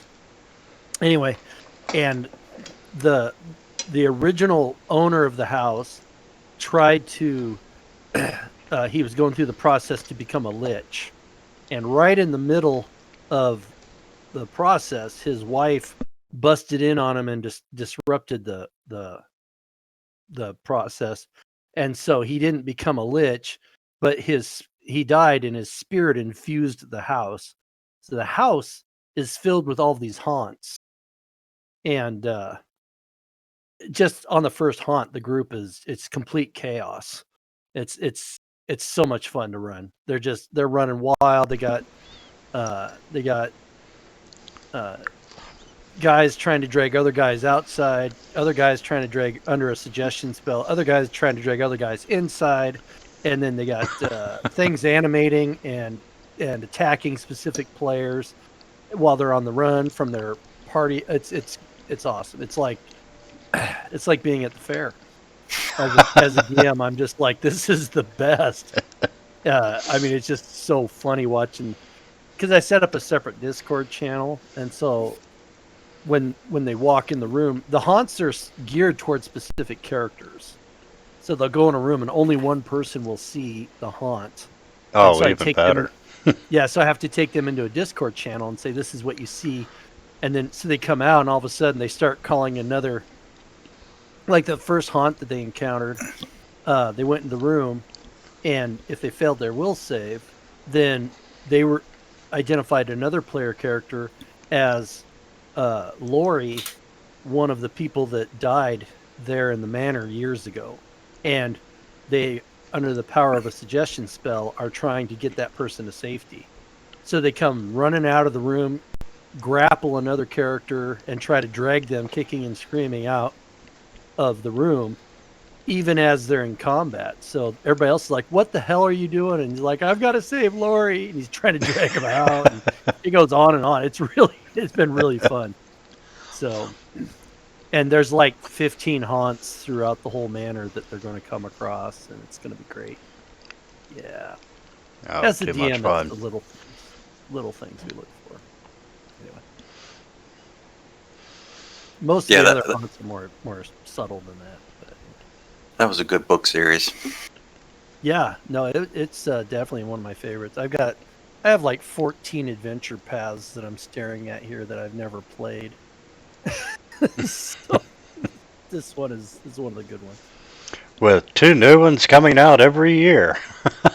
I quit when they went to Pathfinder 2. I'm like, I can't pay anymore. It's like $20 a month or $22 a month, and so. But I do have I run Curse of the Crimson Throne every other Thursday, and then alternating every other Friday, Rise of the Rune Lords. So those are both really good adventure paths. Pretty cool. Okay, so you got the secret door by the pond, or the pool. Down where Thing is? Yeah. Yes, down where Thing is, and you've had a long rest. Everyone is back at full HP. Yeah. Come check out that secret door up there. Okay, We the even secret. found our druid. Yes, everybody's day just got a little better, a little brighter. I cast darkness. Opening the secret door reveals the grand staircase, and Right in front of you is a set of stairs going down. The set of stairs on the north is coming down from level 1 to this level, and you can see another plaque on the eastern wall. However, right in the middle of the southern wall, you can see these three humanoid heads sticking out of holes in the wall. And each is covered in putrid flesh, and you can see that it's gnashing on an iron bit bolted to a chain bridle. And that's on the circles with the stars? No, it's 30 feet straight in front of thing, where the arrow's at. Oh, Did you say it was on the door or They are sticking out of like holes in the wall. in the wall, but not on the door, around the door? Oh, or right where thing is now, along that wall. Is that Um, even a door? No, on the south end of the room, there's three faces coming out of the wall that have a bridle stuck in their Right. mouth. Where you see that door in the southern wall there. Yeah, is it in the door or around the door, like on the wall? They are holes in the door. In the door. Okay. Okay. So it's Where does the other end of the bridle go? Like, is it hooked to the wall, or somebody holding it? Is it? You can just see that the bridle, the chains are going back into the door that they're sticking their heads out of. Okay. All right. Nothing to see here, folks. Move along. Move along. just go up, start like kicking the heads. Don't take the brittle out. Just start kicking. move in. And yes, as you get closer, you see this 9 foot wide, 9 foot high stone door. And at human head height, you can see the three heads sticking out of the holes in the door with the bridles, and you can tell that they're zombies and so forth. So they're Okay. definitely animated. They aren't dead. They're They are alive. Yes, they are animated. They're thrashing around with the bridles in their mouth. It's not just dead people with stuff. stuck. I'll have Thing come over and say, "Hey guys, boss wants me to use the wand on these zombies. You might want to step back." No, I get it. You enlarge the heads and breaks them out of the hole. Or it turns into a fireball of 15 feet, so if you're that close, you might die. But, why not? Gonna ease the door shut. I'll have Thing aim at the middle head, and we'll roll it out. Here we go. What could go wrong? Number 5. Slow, so the middle head is slow. Okay, so what's the Okay, we're gonna go on the left head. The left head is gonna be Fireball. Fireball. Hey, that works too.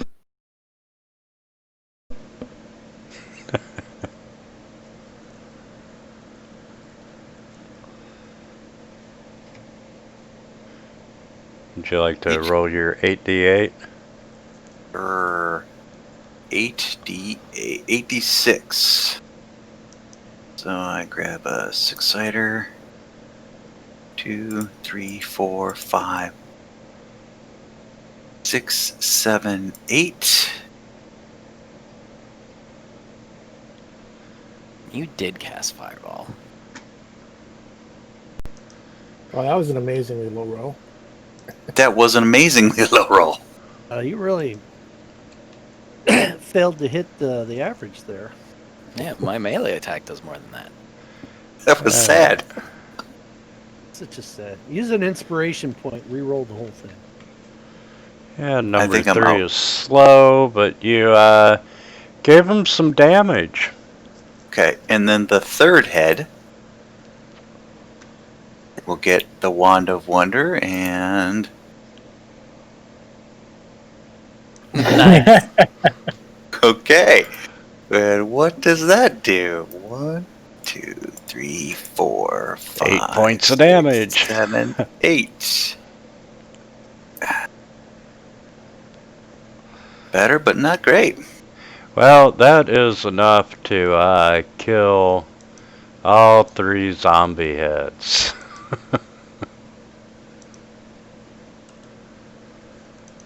That was wonderful. Get it? Wonderful. That's a dad joke. That cracked me up. All right, let's take a look at this door now that it's all burned and zombie free. Scorched. Yes, the door itself, where'd my notes go? It's stone, and by looking at it, you can tell roughly that the door weighs approximately 1,000 pounds. Pushing the burning zombie heads back in, you can see that the bridles are attached to chains, and the chains are attached to a mechanism that actually holds the door closed when the zombies are at the door.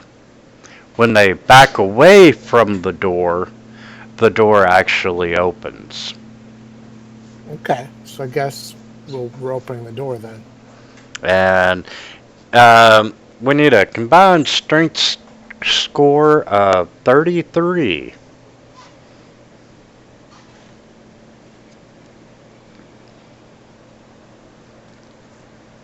A combined score? Yep. So let's see. Hates birds is 15. I'm 16. Don't I get a 20 or no? So It's a stat, not a roll. Then. that's 31. So yes. No, it's you don't have to roll. You're actually just grabbing your strength ability. And hates birds and Bjorn and whoever else wants to help. You open the door and you reveal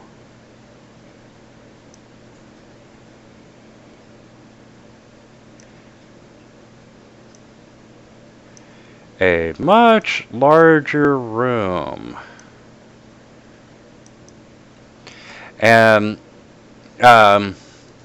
in this room, you can see 6 glass cauldrons brimming with humanoid bones lining the east and west walls of this tomb. At the center is an ancient chariot with a bronze sarcophagus on top of it, and on top of the sarcophagus is all this treasure strewn about. And on the body of the chariot, you can see paintings showing a tall bird with a long, sharp beak. And, it's Papa Zotuli's tomb. And the south wall, you see a bronze shield bearing the embossed image of a warrior carrying a spear, with an inscription that reads, "Bow before no one." And Before God. on each side of the shield, you see a total of, there's 4 bronze statues standing there. And one's holding a sword, 2 of them have spears, and one is missing its face. And What did you say these statues were made of? bronze.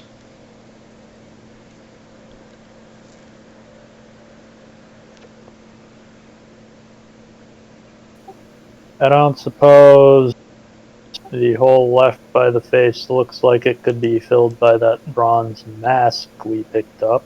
I think it was a gold mask, wasn't it?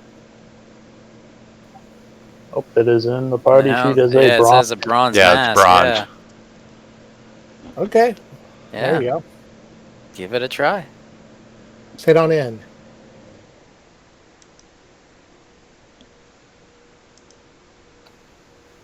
I step in. Does anything happen? Actually, who am I kidding? Of course something happens. I'm just gonna go put the fucking... Try and go put the face. Yeah, as you step in, nothing happens.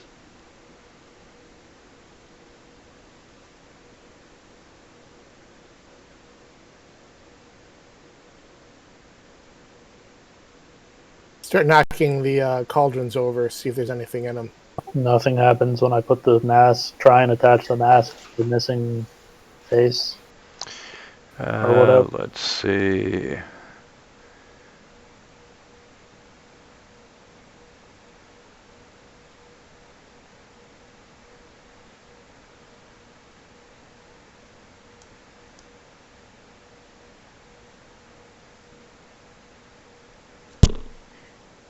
No, nothing happens. Okay. Maybe the one without a face is no one, and you need to bow before him. It sounds like a great idea. Is there anything in the cauldrons, though? I'm not jumping in. Yeah, they're glass and they're full of bones. There's nothing good, though, just bones, right? Correct. Do you remember what the bird fight was? I remember the bird. I just like being an entity. I just don't remember what we had to do in that one. Start taking a look at this sarcophagus. Look like it would open.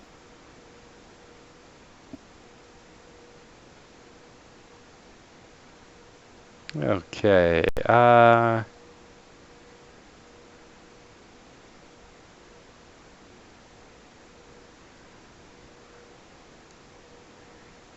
Yes, it does look like well, it's like the other sarcophaguses. It does have a lid.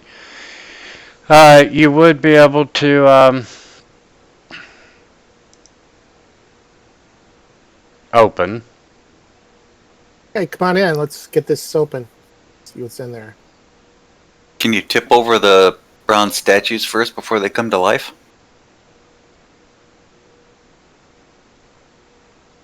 Well, weren't we going to bow before one first?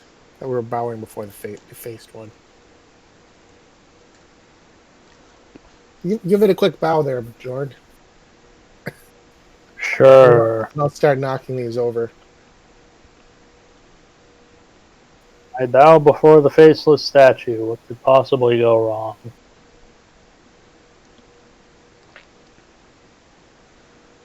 Okay.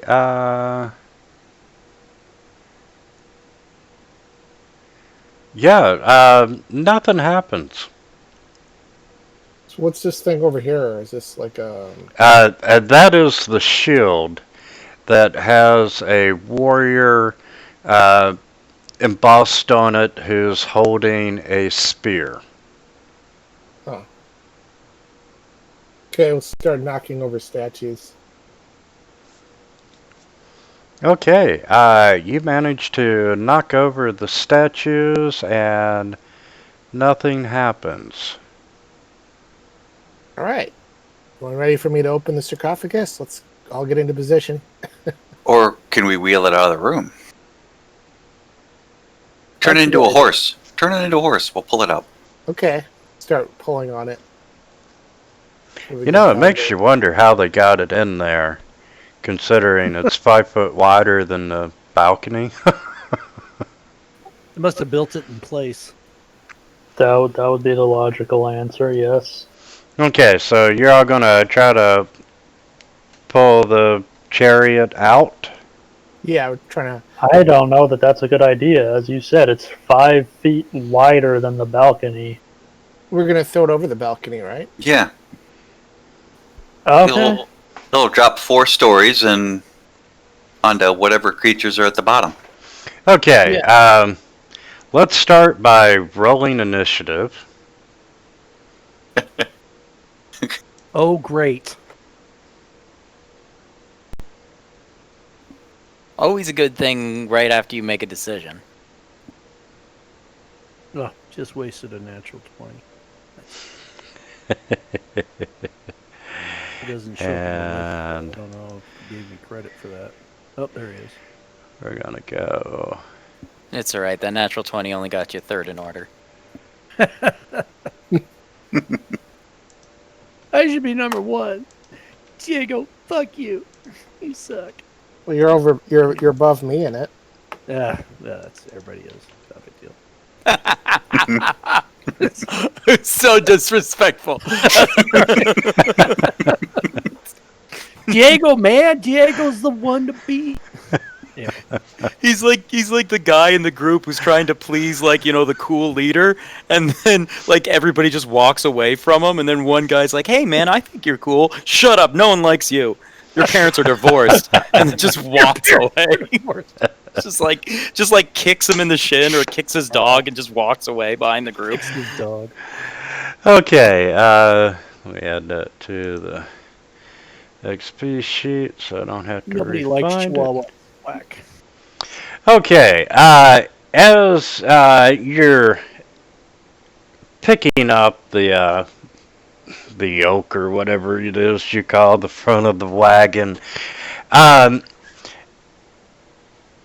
Moltok, you start hearing some rustling coming from the cauldrons of bones that you see. And put you there. There.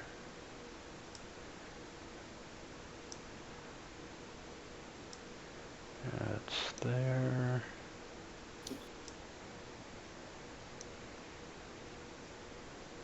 That was... You know, if you put a wall of fire like right down there, and we add water, you know, you could get like a bone 1, 2, broth going. 3, 4, 5. Oh, That's number 6. And you see bones starting to form, and you see skeletons start to pop up out of the cauldrons.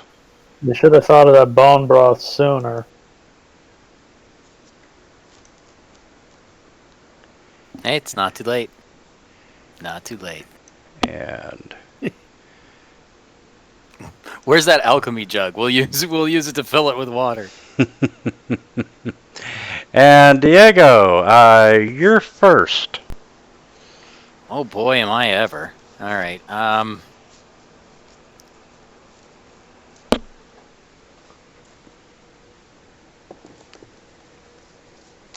Okay, so by kitty cornering, I can get here for 30. We're not locked. Is he, like, since he's kind of in the middle, can I hit him from here? Yeah, you sure can.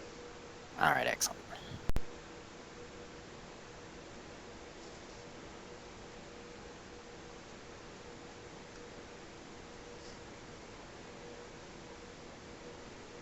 And bonus action to dash. Fancy footwork. Right back to the door.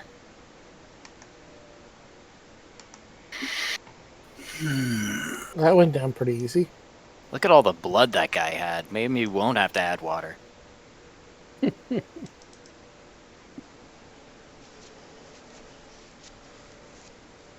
Somebody down gets hit hard 10 enough, we'll have feet. And then... There, it gives me a clear line.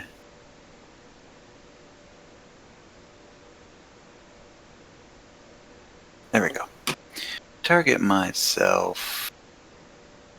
Bonus action.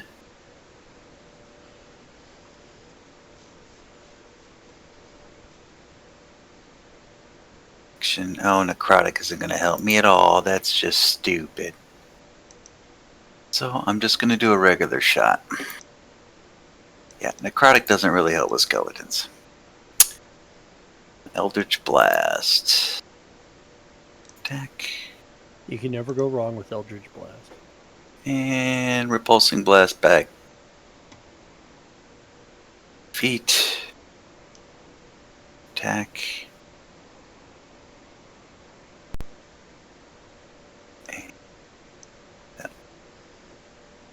With another 10 feet. And that is my turn. You want to go ahead and move Thing as well. And Thing will... He can fly down and get Skeleton 23. He's got a bone to pick with Skeleton 23. And that's what he does. End of turn. Alright, Steph. Okay, so I'm gonna move to there. And then I will cast on Skeleton 26, since he's already all hurt and stuff. I will cast Moonbeam as a... that is a 4th level spell. I mean, I can cast it as 4th level. I'll use the 3rd level slot on it. So, let's see here. Him, and him. And then I'm going to cast that. There you go. Nice hit there. And then 5 points of damage. Woo-hoo. And then so that's 2 actions. Yes, that's all my actions I can, unless I want to turn into a wolf or something. I'll hold off on the wolf. Maybe I shouldn't have. Oh well. Here comes the skeleton. Here comes the skeleton. Okay, 19 is going to come out. And... oh. Actually, he's just gonna pop out of the skeleton, and you see that he is holding a short bow, and we're gonna try to hit the druid. Ouch. That's bogus. Why is my armor class so damn low? The hell? I It's suck. almost as if you're not wearing metal. No, I have armor. Are you My not armor equipping is- it? I have. This is Yeah. script.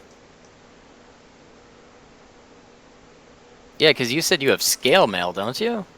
Yeah. Yeah, Okay. your AC should be like 15 plus dex. Something like that. Okay, so we will negate that on him, where you didn't take any damage, and while you figure that out, skeleton number Oh, 23. I just had to click on it a couple times. Now my armor class is back up to 18. So Okay. And- skeleton's a big booger head.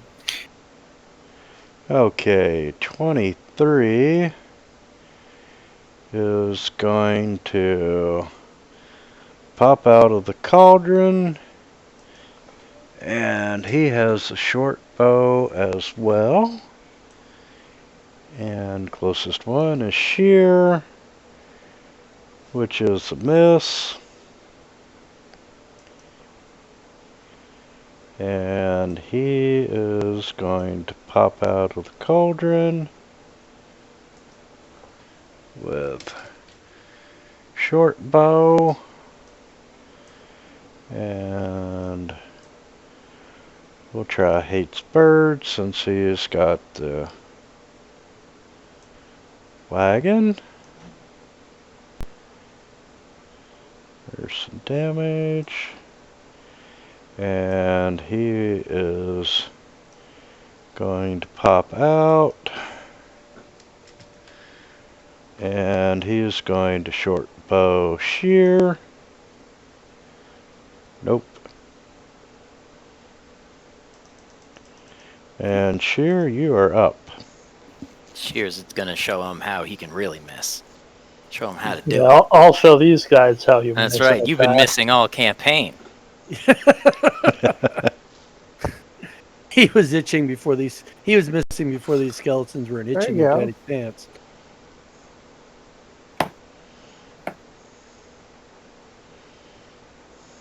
Okay, so I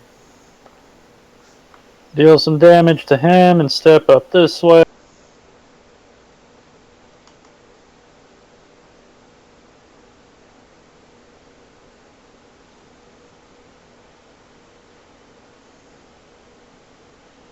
And feel slightly better about myself. Yeah, look at you doing damage.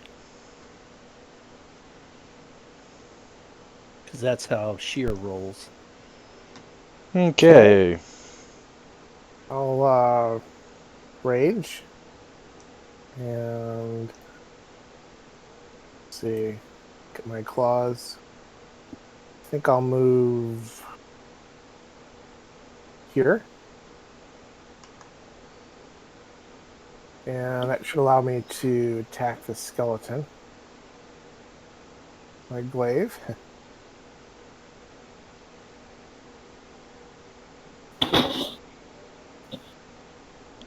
And I'll attack again.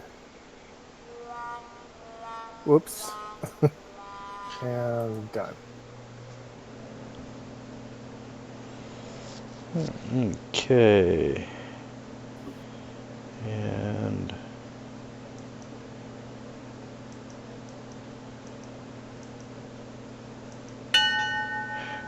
oh, wait. Okay.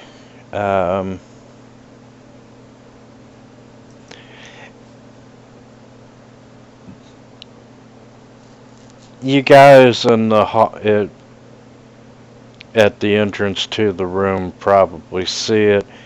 Sure, your back is to it, but you see that the warrior on the shield is kind of animating. He's still in the shield, but he throws a spear out of the shield, and Bjorn is able to duck it. But poor thing.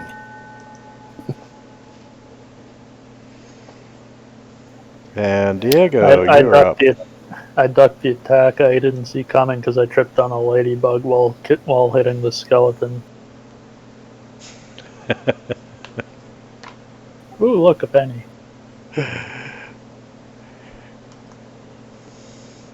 You're like the Mr. Bean of Witchers.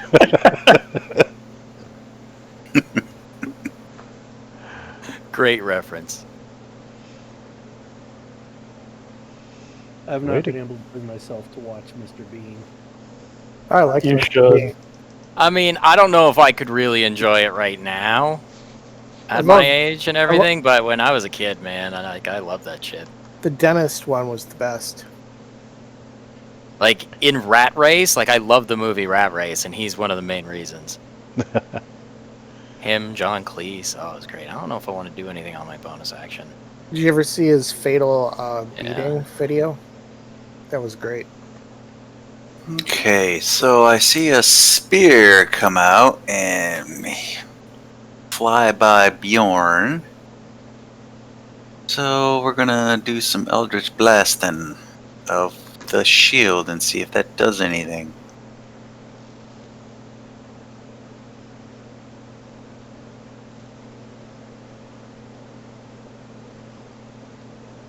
Bong! Oh yeah, baby. go. Finally, nice to see one of them. Bong! You killed the bronze shield. Bang a gong. What will its children think? And the thing can do a nice little flyby. And makes some joke to this skeleton. Play the xylophone on his ribcage or something.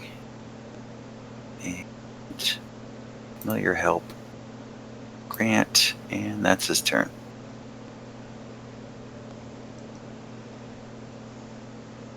Okay, I will move my moonbeam over onto skeleton 30 since he's hurt already. If he, I should put the effect on me. And can you move your mic a little closer? How about that? Better. All right. Sorry about that. Okay. Get rid of him. And then, yeah, I guess that's all I'll do this round. Okay, and you can see it's 39, 6,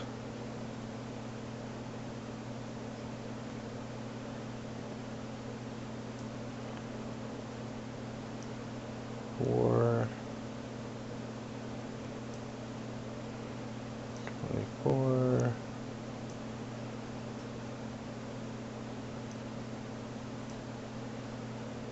47, and 3. That's 22, 22. It's a lot of calculating for one little half-dead skeleton.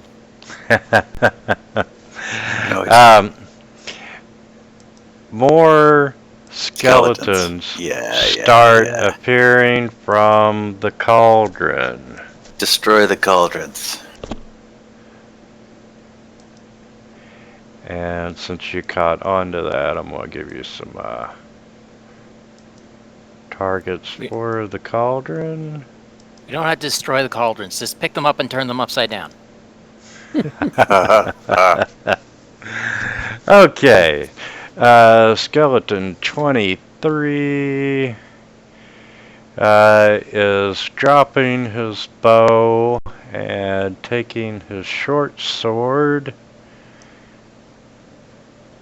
and swings and misses at Bjorn. And you need to be visible. All the skeletons are visible. He's going to come out with a short bow.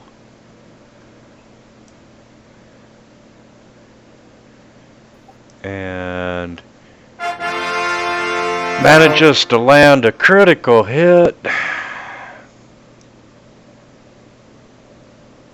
Ouch. And 27's gonna short bow HP and does hit.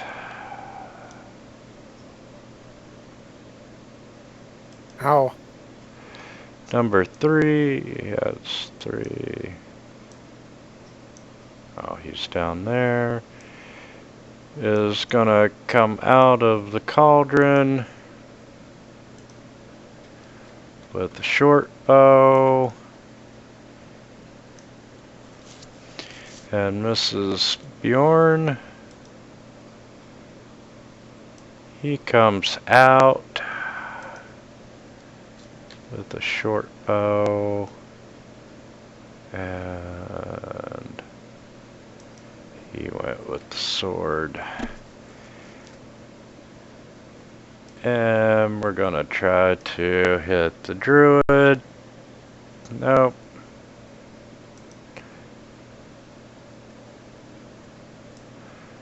Four's going to come out. And short bow Diego. Ooh. And he gets hit.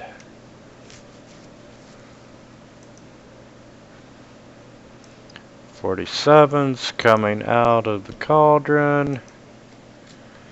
Short bow. Hates birds.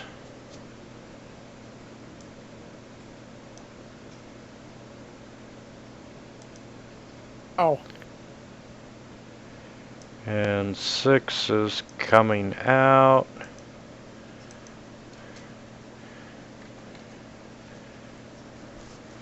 And Bjorn would be the most logical.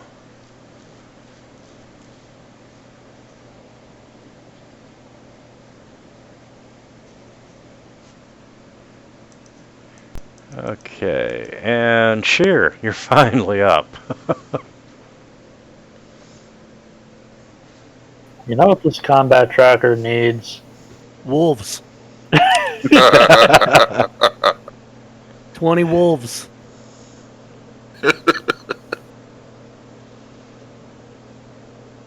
Make Wintermute cry like a little girl.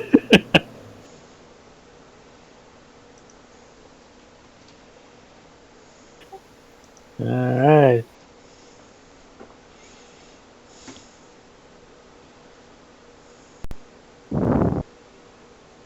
That's what I get for my smart assery. Okay. Can I hit both cauldrons from here? Oh. I'm gonna say not. You can hit the north one. Okay, I'll target this cauldron with the glaive.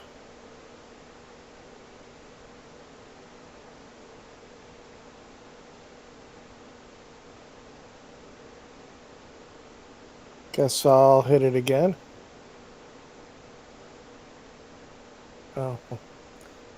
And I guess I'm done. Alright, Diego.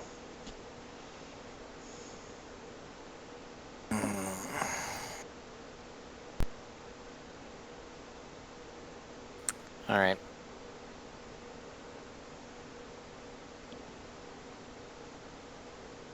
All right, so I'll move here and attack the cauldron.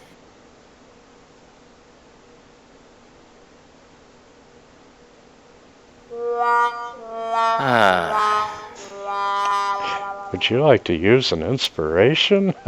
Nah, I'll just use my dagger.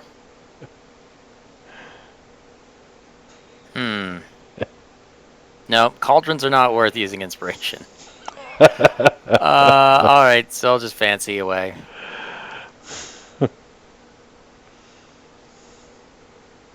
I'm gonna... Perfect time for a Wand of Wonder. Nah.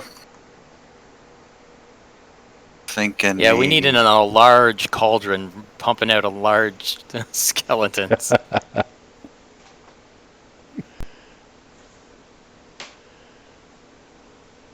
How about a wall of fire right there? That sounds probably... Because those cauldrons are within 10 feet of the wall, so they'll burn 5d8 damage a turn. As will most of the skeletons. That kills half the room. There you go. Theoretically. Or we could just conjure up a bunch of wolves. Nah, we'll do the wall of fire. I fell into a burning wall of fire. So...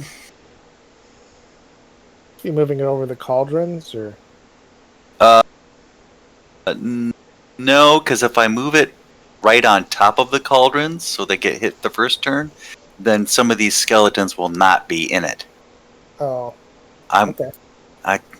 it'll only hurt these first 2 skeletons the first turn, but it'll hurt everything on that side of the wall that's within 10 feet at the end of every turn.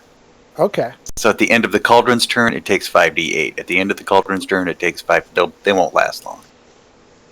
As long as a glass thing will take damage from fire, you would think. We'll see. Wall of I mean, fire. Bjorn's going to take damage. No, because it only shoots to the east. Oh. It only throws One damage in side. one direction. Oh, So, nice. both of those gentlemen. And then they're going to take that much damage. Then I need to target myself. Oh, and I'm targeting 23.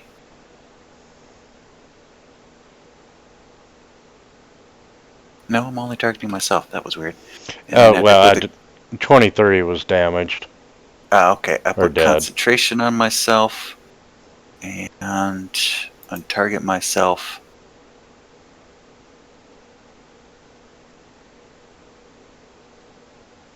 I'll just sneak back here. And that'll be my turn. The thing will go, ooh, cool, fire. And fly back here. And have that skeleton be insulted on the way. And that's the end of his turn.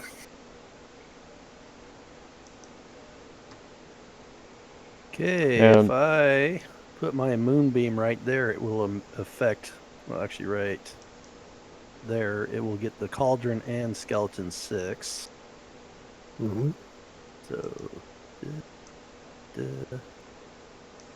I don't know if a cauldron gets a saving throw or not. I would say not. Okay, so let's do this then. I'll go like that.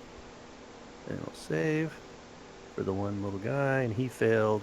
Then we'll select him, and we'll damage.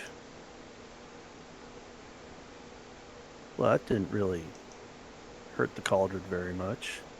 Not as much as it should have. What the hell? It's bullshit, man. It's a bunch of crap. Fuck you. Alright, I'll go back to there. It's got a nice glow to it. 6 points. Didn't even get to heavy. Okay, he's smart enough to back up from the fire.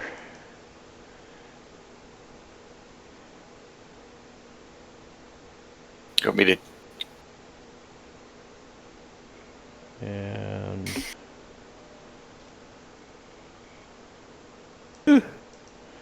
there he is. And let's see. Yep, we're gonna shoot Bjorn. Ouch. Bjorn, does the name Custer mean anything to you?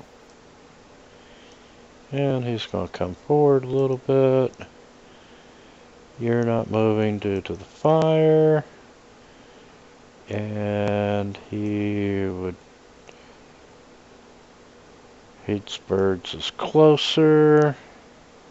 Ouch.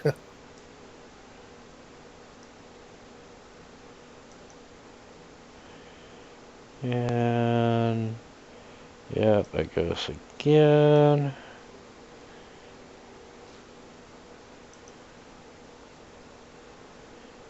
And... Do you want me to roll damage on the cauldrons?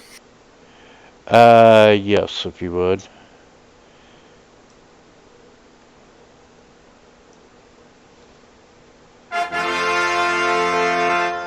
And he got a crit on Diego.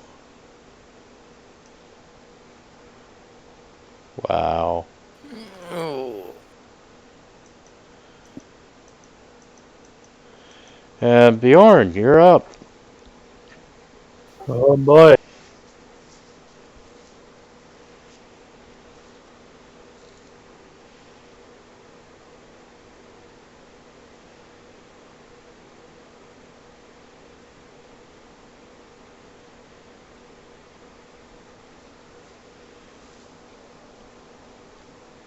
Okay, I'm going to. Could open the coffin. While we're in combat, great idea.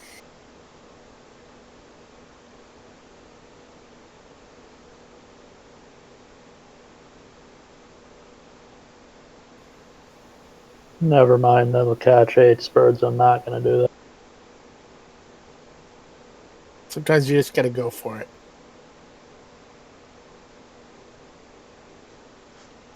If you say so.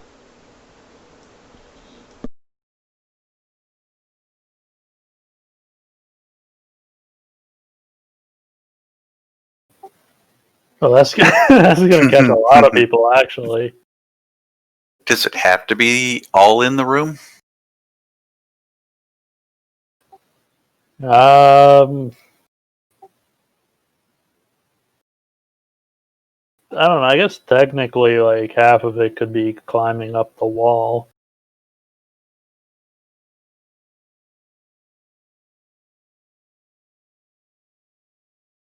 What spell is it? Entangle. Oh, he doesn't. It's not. It's not going to bother anybody but Diego that he can't move.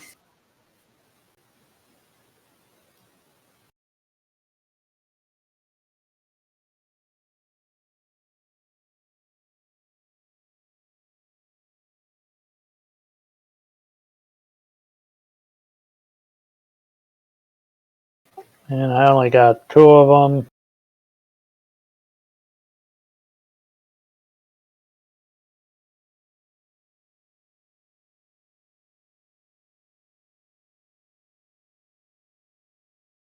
All right. Go ahead and target a cauldron. Start smacking it with the glaive again. There you go. Okay. Guess it's the cauldron's still alive. Yep. Hit it again. I'm assuming that's a miss. Yeah. Or is it? Okay. It's a miss. Then I'm done.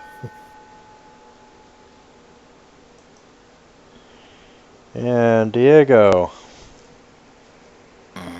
Okay. So the cauldron's over there, slowly burning. Well, looks like I'm doing this again. Too bad we don't have an adamantine gauntlet.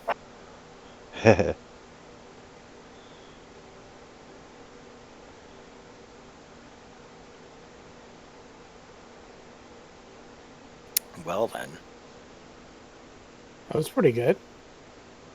Let's see. Yeah, I'll dagger. Nope. No, you won't. Nope. I'll just bounce over here. Okay. Run on down here.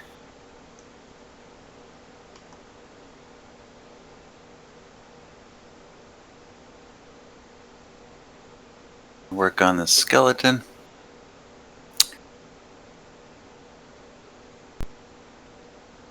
Eldritch Blast. Ooh, baby. Wow, didn't kill him. It's a tough skeleton. Attack. Ooh, another good roll. Just enough. And 10 feet back. That's my turn. The thing. Do a flyby of 5, 10, 15, 20. Yeah, you can fly down. Talk about Skeleton 47's mother. And that is his turn. On to Moltok. Yay, Moltok. Go, Moltok. Moltok. You can do it. You can do it. Yeah. See if that guy saves. Okay, he failed. So I will do the same as I did before. Okay, got rid of the skeleton and did 10 to the cauldron. Now, how come this time the cauldron took the full 10, but last time it didn't?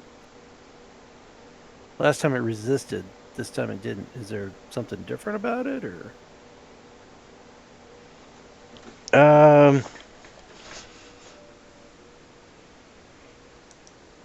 Because last time I did, I think 19 or something, and yeah, moonbeam type. Yeah, I did 19 points to the skeleton.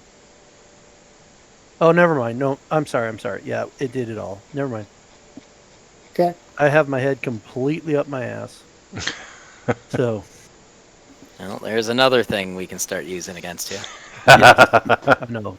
Put it in the long list of reasons why I'm a poor choice for druid. Steph, I'm gonna remind you, you do have your moonbeam in action. Yeah. What do you mean? It's still in play if you want to use it. You can like move it and shit. That's what I just used. Yeah, use that to damage the cauldron. Yes. Oh, okay. Got it. Yeah. Unless you want me to damage it again, in which case I will. Okay, assuming let's it see. works. As much as I hate to do this. Some more skeletons popping in. You know what? Yeah, I'm not going to do it this round. Okay, 24. Yeah, you're trapped by the fire. And 27's gonna continue at Bjorn. And he misses. He's gonna come 5 feet closer. Yep, fire. And he is going to short bow and miss. I'll roll damage.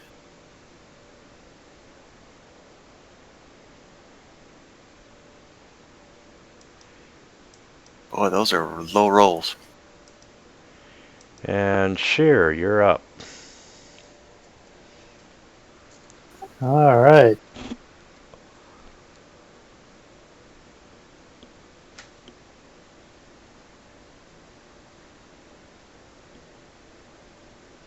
Anything going on with the shield guy, or? Oh, No. he does. Yep. I blasted him. Okay. That's depressing. You did 4 points. It's 4 points you didn't have before. Just scoot forward and whack him with the mace. No, I'm not.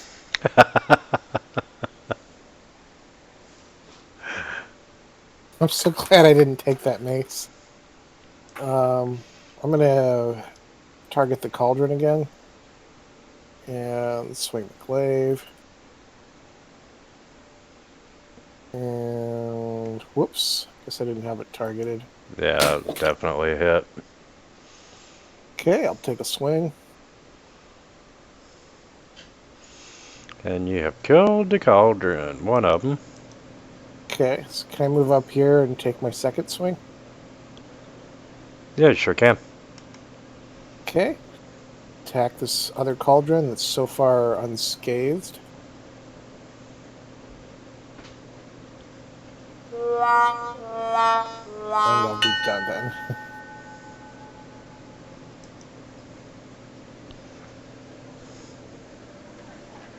All right.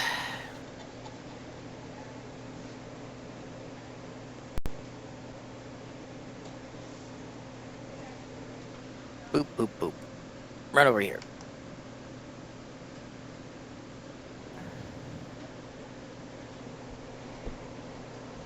Hey!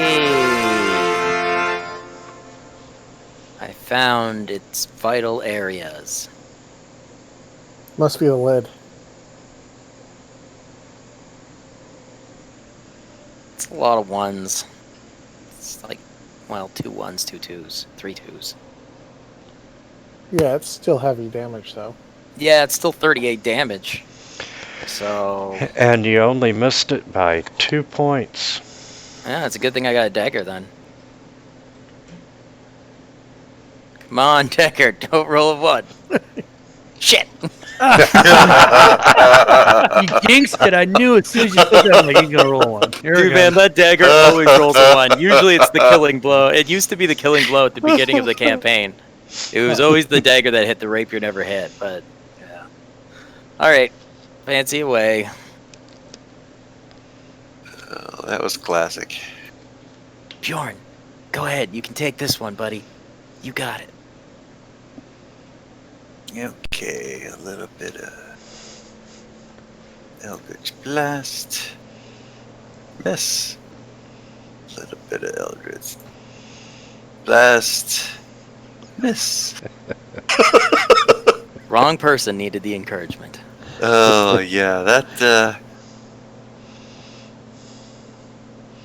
Okay, that's so what he's gonna do. The imp can reach. Just have him attack the cauldron. That's 1 hit point. Yeah. Oh, you have to use your action to do it. Yeah, never mind. He's gonna give this. He's gonna go against that skeleton and give some advantage to Bjorn, and that is the thing's turn.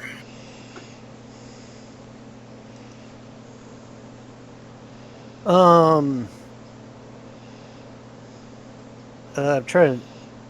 If I put the moonbeam right between the 2 cauldrons, can I get them both? Got a 5-foot radius. I guess I could put a circle on there and figure it out. Each square is 5 foot. Oh, it's a 5 foot radius, so it's 10 foot. Okay. Yeah. Yeah, I could get them both. Okay, so they don't get saving throws because they're just lumps of crap. So there. See, problem solved.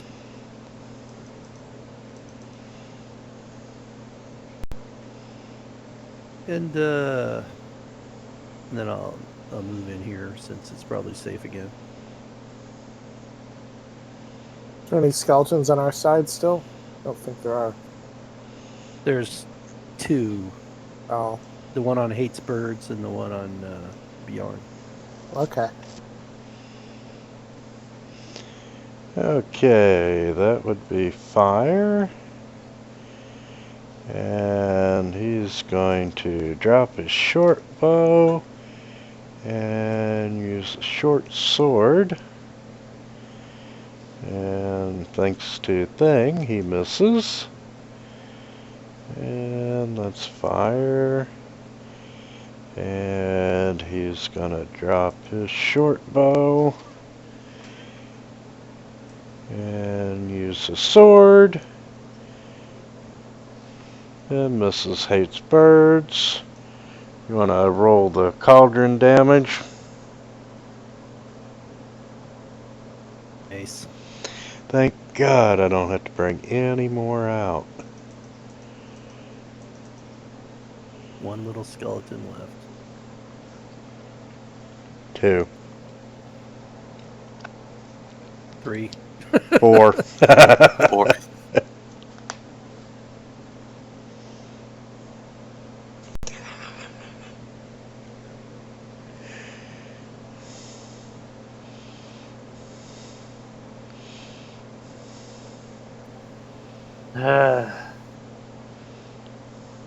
I almost had a comeback. Okay, let's see here. We got, well, there's a skeleton next to me. So I'll target that with the glaive.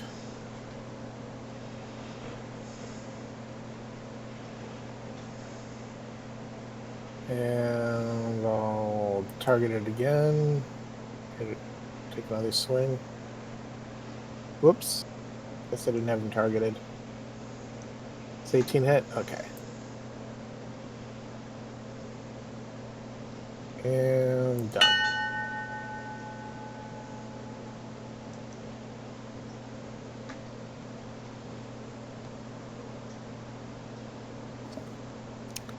Okay.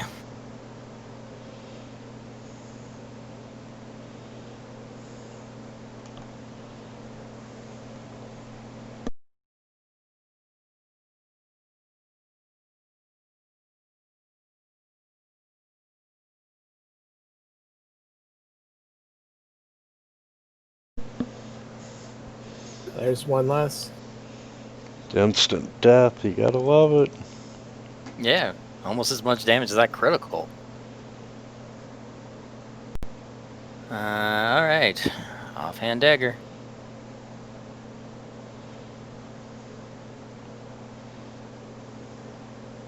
Hey, it's 2. Hey, and it died.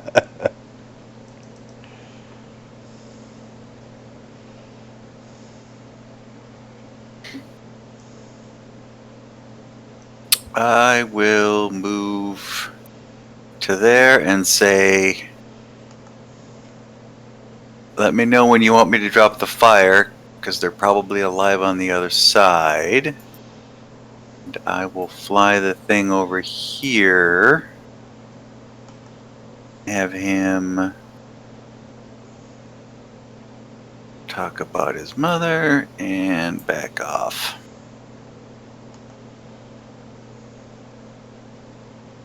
Let me know when you want me to drop it. There's 2 more skeletons on the other side.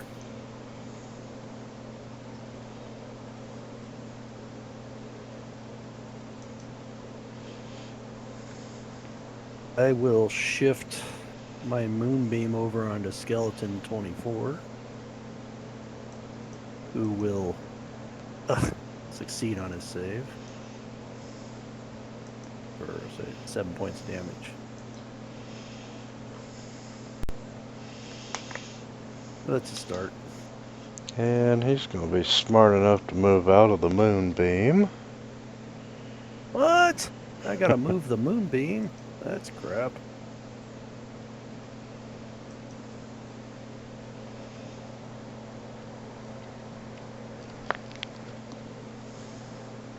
All right. Oh.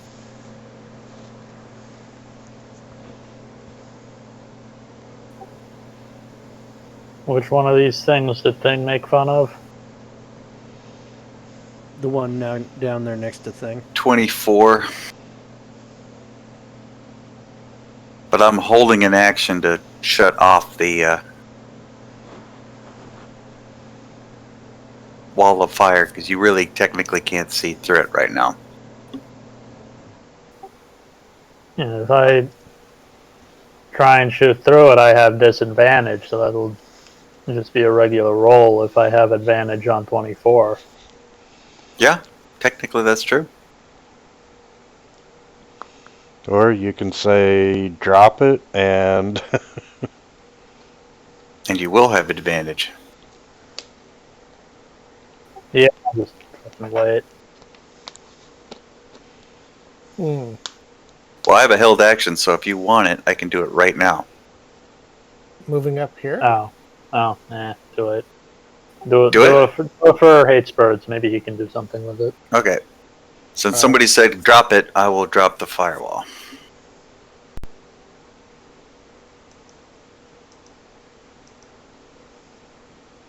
Okay, so move over here.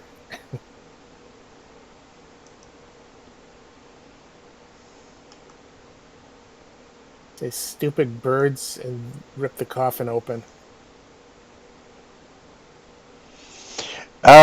there's some treasure on top of it that would fall to the floor. And let's see.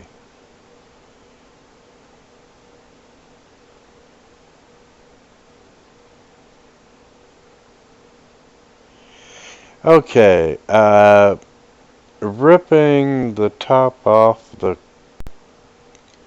sarcophagus, you see bird bones, and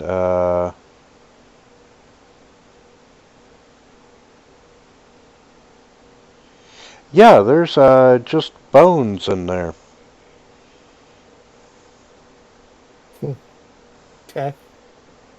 So, end the turn then.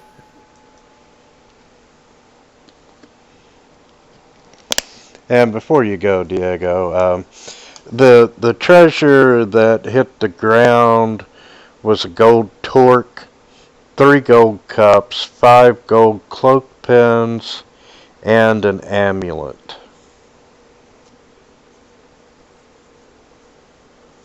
We could all wear the cloak pins. It can be a symbol of our teamwork.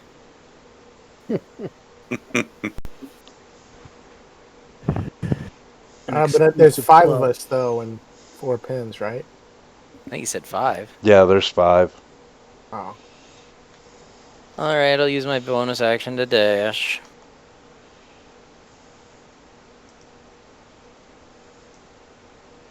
Yeah, but Hey! Look, another one. On a skeleton and a cauldron. Really, really clutch. Yeah, you killed it. Yeah, that wasn't really in doubt. So let's see, that was 45, so I have 15 left, so I'll just run over here. I get to actually be the one to use the advantage. Well, you've been missing a lot.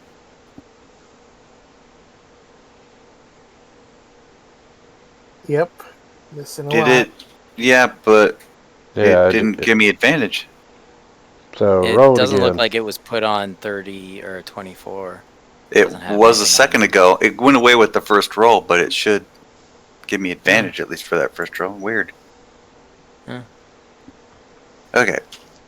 So the advantage on the first roll hit. Damage. Then the second blast. There you go. Nice heavy. Nice. Blam. And done. On fire. Yay!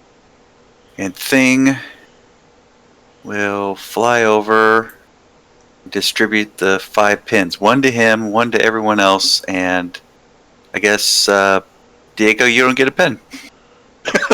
Thing gets the pin. That's fine. I'll just kill you all in your sleep. You guys seem to get beat up a lot. Thing gets a pin. Okay. This is one of those telltale games where it says Diego will remember this. Diego remembers. Is it like a bird pen?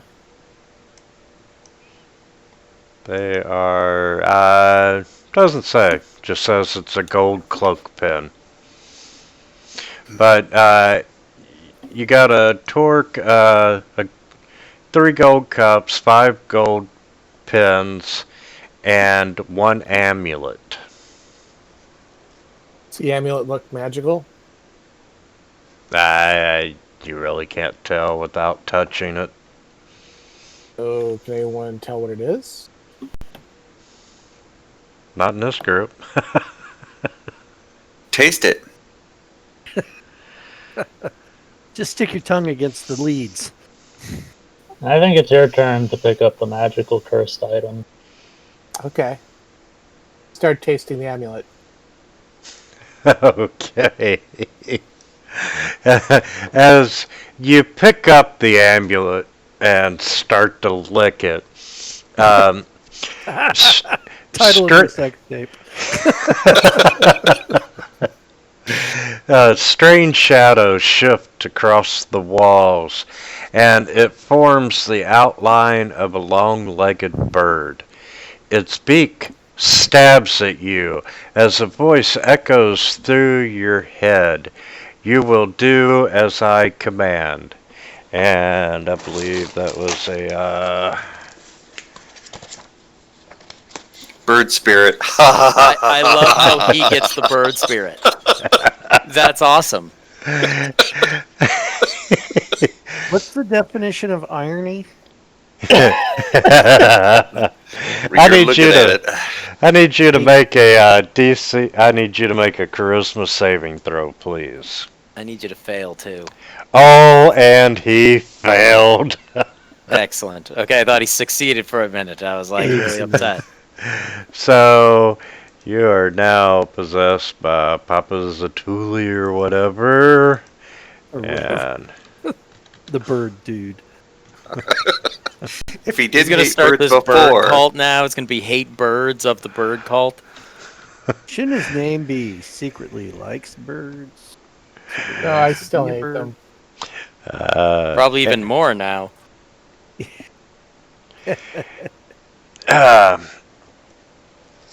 And I just shared the possession card with you.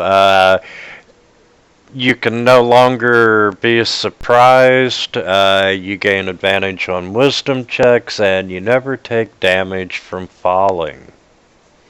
Wow, that's pretty solid. The wisdom stuff is real good for a barbarian. It's not bad. What's the flaw? The flaw is he bows before no one and expects others to do as he commands. So pretty much like normal. Yeah. I mean, really, he's just trying out for a place on the team right now. You know, if he succeeds, then we'll discuss it. This is just a work internship. Work So, yeah. internship. Yeah. coming from And- the guy who doesn't have a pen.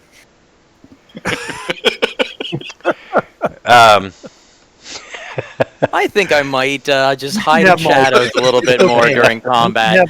You can have my pen. If you're feeling inadequate, it's fine. Take my pen. I take it and I drop it and I walk away. The Come on, amulet. don't be that way. The amulet itself is an amulet of health. And once you attune to it after the next long rest, your constitution score is 19. Okay, that's Nice. good barbarian item. That was actually very useful for hates birds. Except that it has a bird on it. That may just Well, be an sure. extra layer of irony. Sure, it's insulting and demeaning, but useful. And make sure you drag the amulet over to your character sheet. How do I drag it? Go to the party sheet, and then just drag the little circle icon and drop it on your character. All things considered, you've probably got the best one so far. Yeah, let's see. Yeah, that flaw is not much of anything. I mean, that's a good time right there. Okay, it'll be the amulet of health, right? Correct.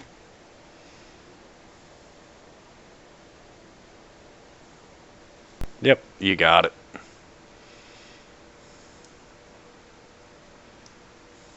Okay. And I'll make a note.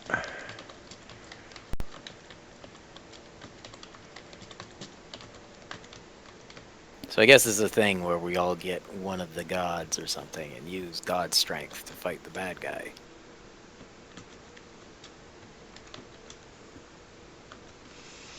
Okay. And da-da-da-da.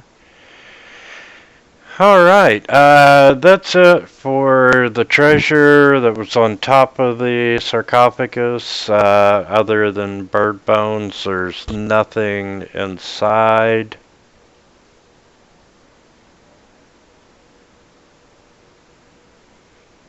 This is a torque.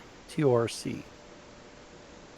It's like a wristband made of metal. Oh, okay. Neckband, I think. Well, I think any kind of band that you would like place over. Maybe it's a neckband, yeah. Yeah, neckband. Yeah, any kind of real like kind of thick sort of band. Alright. So, want to check out some more of this area, or rest up, or what? just check up the. There was a bronze dial or something up here. Ah, yes. That might have come in helpful to read at the beginning. And shit, where are you?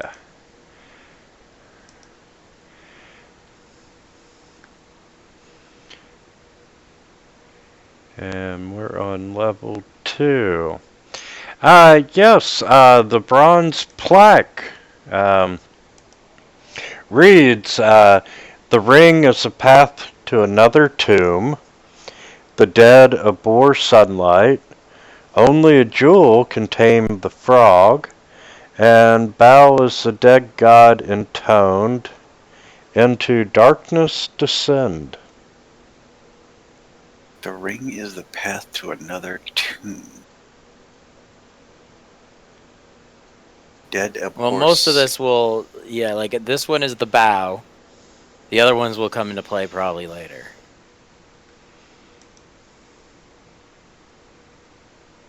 Yeah, because we just went through the maintenance room. So looks like there's 2 more hallways up here. Do you want to take a short rest and heal up a little? I suppose if you guys need to.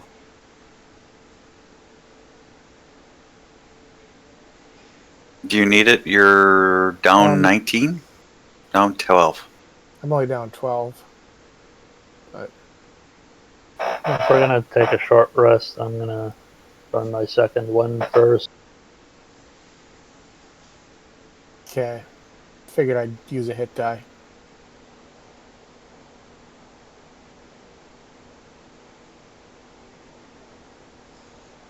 Okay, that's much better. Basil.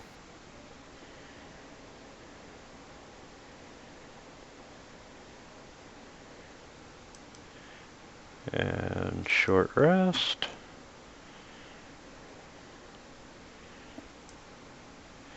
Okay, so you've got a passageway to the east. Yeah, you got one to the north. And East, maybe? East. And I'm going to unlock tokens. Take a peek around the corner. Okay, you can see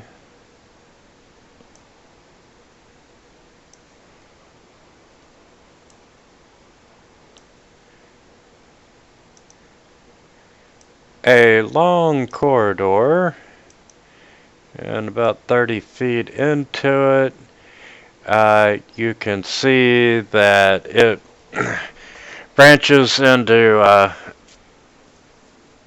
north-south passageways and continues on and appears to, at the very eastern end, lead into a much bigger room. Take a look around this corner over here. And I'm just going to go ahead and unmask all that one. Yeah, you can see that it opens up into a room, and the walls and floor of this 15-foot square room are cracked and carved with images of terrified humanoids falling. And set into the middle of the floor is a stone bas-relief of a bearded devil face painted green. And you can hear forlorn cries echoing from the black void of its gaping maw. Hey guys, look like there's something pretty cool over here. Take a look. So which clue is this? Is this the dead abhor sunlight? The ring is the path to another tomb. I don't see any rings. There's no... A jewel can tame the frog. Doesn't seem like frogs, so maybe the dead abhor sunlight? Maybe, but honestly, it's Like maybe because of the screams, could be screams of the dead, but it's kind of fishing, right? Like maybe this is not like this is a different sort of room. Maybe this doesn't apply, or maybe we can check some other rooms to kind of, knock some others off the list. Like the other one was pretty straightforward, right? A lot of them have been pretty straightforward. I don't see how this matches up. You want to check out the checkerboard room first? Yeah, I'd say let's check out kind of some other areas. Let's check out. There's clearly nothing else in there, and I mean, if we don't have any idea, let's see where all these passageways go. Yeah, Screams of the Dead seem kind of like a bad place to be fiddling around if we're not sure. Okay. Standing there at the crossroads. Damn it.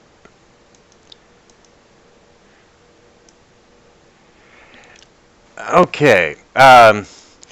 You see the corridors to the north and south curve upwards and out of sight, but there's no rails or steps to allow them to be climbed. However, on the northern incline, you see the corpse of a half-human, half-goat creature in robes, and it grips a staff tipped with a bronze goat head.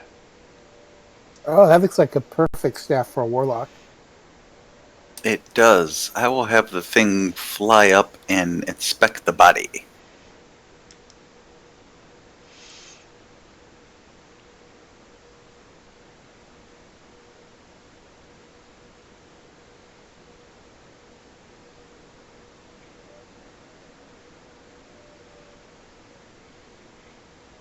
Okay, so let's see when he inspects it. Yes, he sees it staff tipped with a bronze goat head.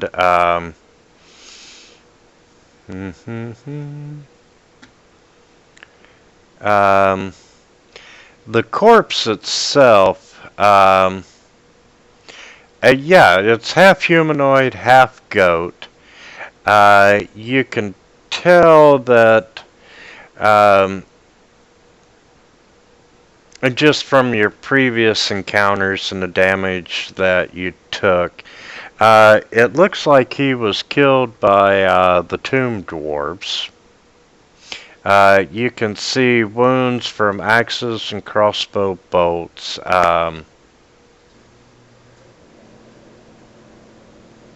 And without further searching him, that would be it. Okay. I'll have the imp. First, he's going to fly up. And does he see where this thing dead ends, or? Oh, okay. Yeah, as he's flying up,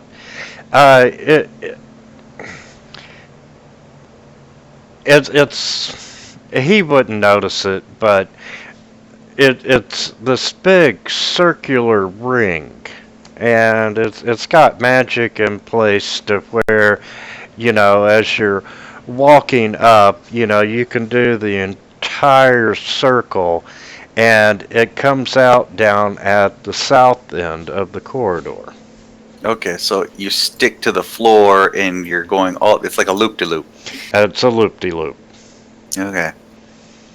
However, is Thing going to do the actual loop?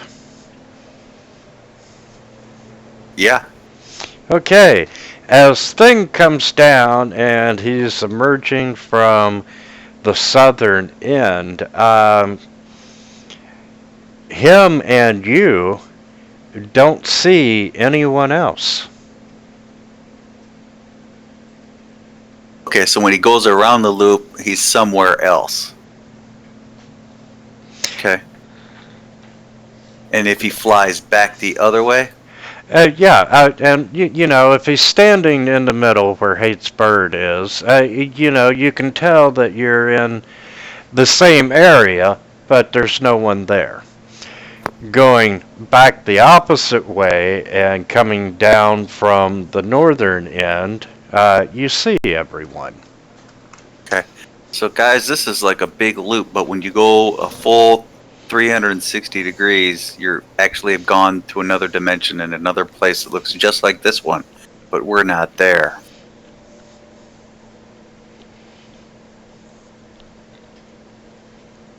Interesting.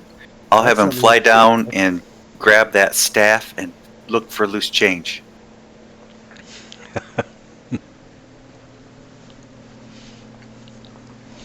If he finds any extra stuff, have him grab that too and then fly back down. Okay. Yes. Searching the body. You find a journal, a spell book, and the staff. Let's take a look at the journal then. I'll have him drop off the books down here because I don't have any use for them and bring the staff over to me.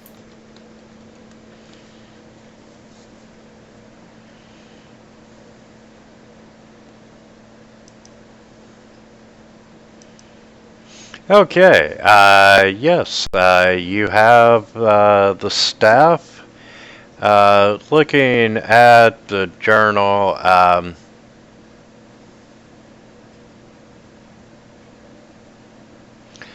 it chronicles the exploits of the company of the Yellow Banner. It talks about them making landfall and cutting through the jungle, and describes harrowing encounters, the search for the puzzle cubes, their brushes with the Yunti, and the discovery of the tomb entrance. Only the final entry mentions their experiences in the tomb, and to those who find this, know that I, Devin Bashir, am the last surviving member. The warlord Rosnisi stripped us of our weapons and threw us in here on orders of his master, Sarek. I can only imagine our souls are to be fed to his phylactery. Alas, it seems he has won. Our company was separated after the incident with the four-armed gargoyle. The Tomb Guardians tore Steward to pieces, and with him we lost the Starfallen. Our quest was a failure. Even if we found the eye, the elf princess was gone. My friends wouldn't have lasted long without their weapons, especially with a doppelganger in our midst, as Seth suspected. Of course, kept my staff. I'm sure Brixton wouldn't have found some humor in that. And, gentle reader, let a dying man offer you a piece of advice. Aseric is a trickster who desires nothing but your soul. His riddles may help you, but in the end, his final secret always leads to your doom. Timora, save us all. So this is the band of people that were trying to save the chick in the lantern. Correct. Okay. And that is a staff of striking, which once you're attuned, it grants a +3 bonus to attack and damage rolls, has 10 charges. When you hit using a melee attack, you can expend up to 3 of its charges, and it takes an extra 1d6 force damage. Regains 1d6 plus 4 charges daily.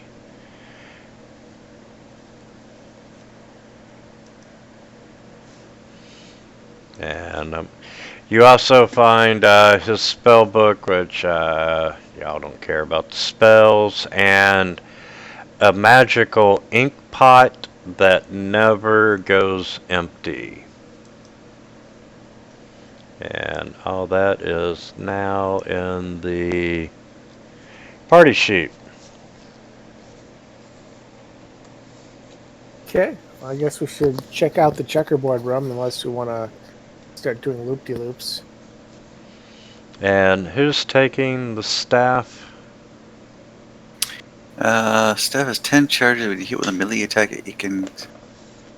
There's only two of you that would really use them, right? You and the druid.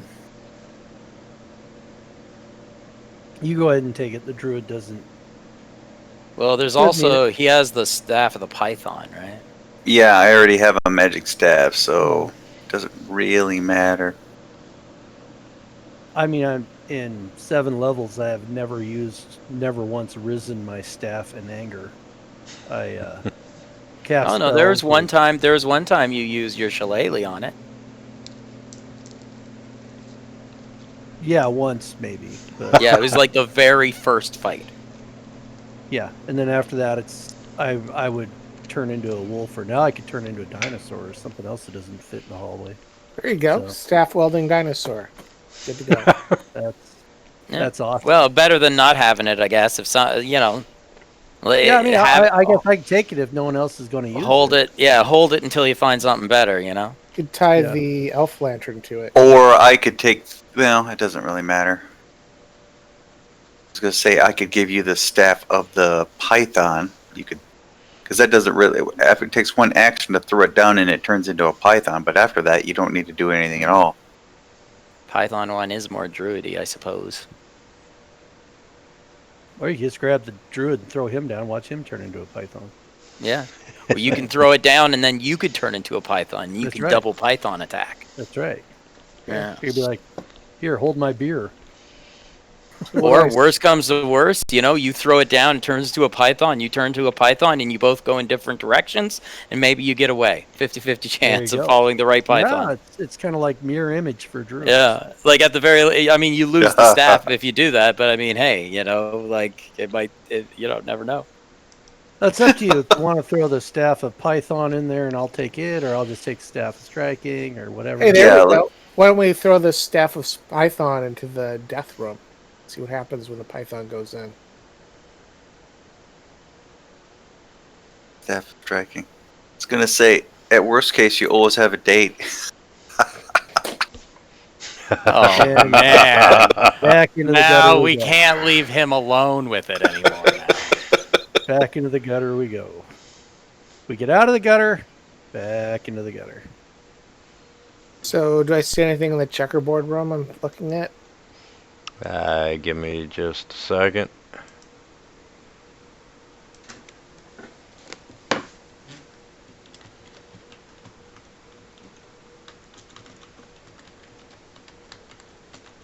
How do I Since put it staff says in you go to a Python? different tomb when you take the ring, do we want to do the tomb that's in this reality, or do we want to go through the ring and do that one? Not that I'm directing you, but we're gonna stick in this reality. As opposed to the ring reality. Absolutely. Maybe Orin in the other reality can give you more wolves to summon. Okay, the checkerboard room. And let's unmask it.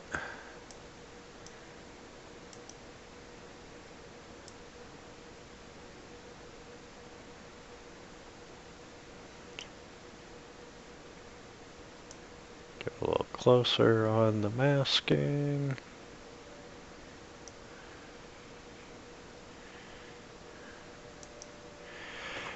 Okay, as you get closer to this room, it smells of wine. And on the checkerboard marble floor, in the center of the room, you see a gilded coffin sparkling in sunlight streaming down from the chamber's vaulted ceiling, which arches 12 feet overhead. You see 4 huge stone gargoyle heads, their mouths agape, and they are protruding from the wall.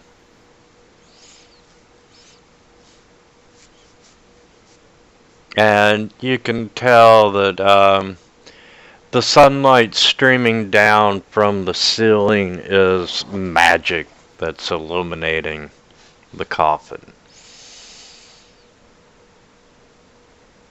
Okay, well, let's head in and take a look, guys. The dead abhor the light. The dead abhor sunlight. And so the only light coming into the room is from this sunlight I'm thinking hitting this the might coffin. Yes. This could be the darkness one, right? Because it's light, maybe darkness. Why don't you use the elf lantern?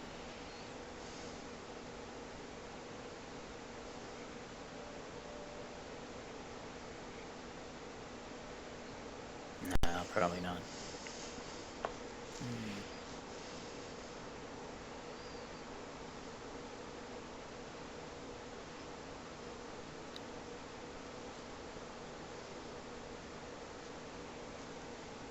Want to start busting up these gargoyles?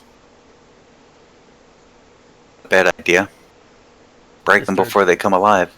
Tearing up the place. Well, they're just massive gargoyle heads, and honestly, they kind of look like more like fountains.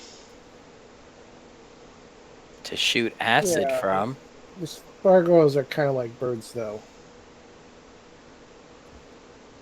Well, I mean, I guess they have wings. That's about. They're kind of that's like a about it. stone bird, really. Oh, come on in, guys. Take a look. I will as soon as you hit one of those things. Okay, I go ahead and hit thing. You can't see him. He's invisible.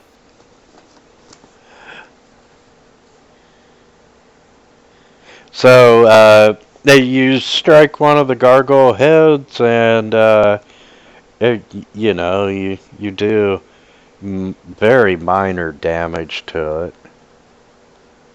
But they don't like come alive or scream or anything. Correct.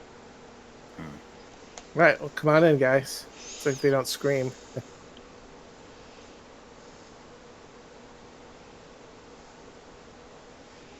Well, pushing the lid off the coffin always sets off the trap, so you could always go that way. Well, you guys want to come in? I'll just pop the old lid off.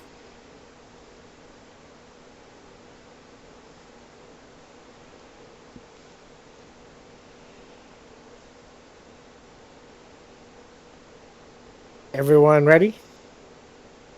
Go for it. Okay. Do you want to check for traps first, just to? Oh, I suppose I could.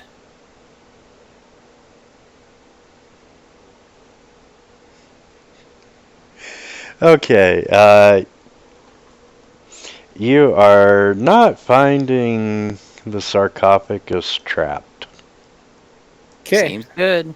pop That's it an open. odd way of putting it. Not just you don't find any traps, like you are not finding any traps. Like On this. You were not finding Okay. any of the Traps traps on this one. You do not find any traps on the Well, yeah, on the sarcophagus. Hayes Birds gets a face full of traps. Yeah, he found them the old-fashioned way. As his face gets blown into the back of the And you do notice that the coffin itself has been sovereign glued to the floor. Not the lid, just the base of the coffin. Okay.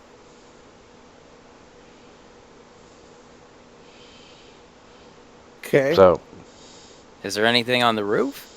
Like on the ceiling? no, it's just a vaulted ceiling with sunlight shining down. Okay, so we're popping the old lid off.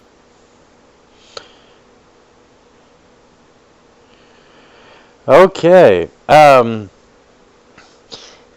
you push the lid off the sarcophagus, and let's see. Yes, it is empty except for a wooden plaque inside the coffin. And where you push the lid off, the sunlight is shining down on that plaque. And it's written in common, and it reads, "Drowned your sorrows." And I need everyone to roll initiative. I knew he was going to say that.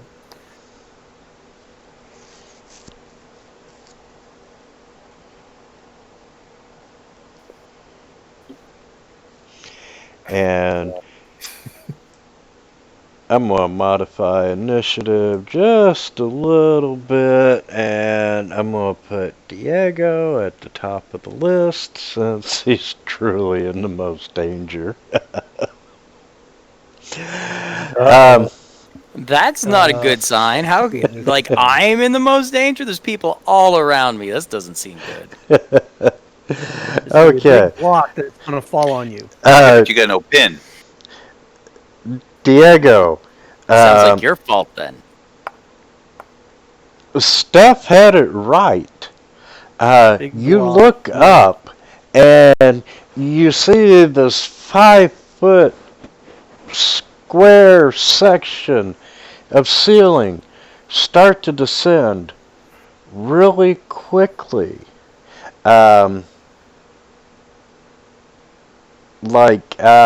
It'll be down and blocking this room within a round. Then I'll jump in. Like, Is that as far as you want to go? not now. Okay. There we go. Steph, what do you want to do?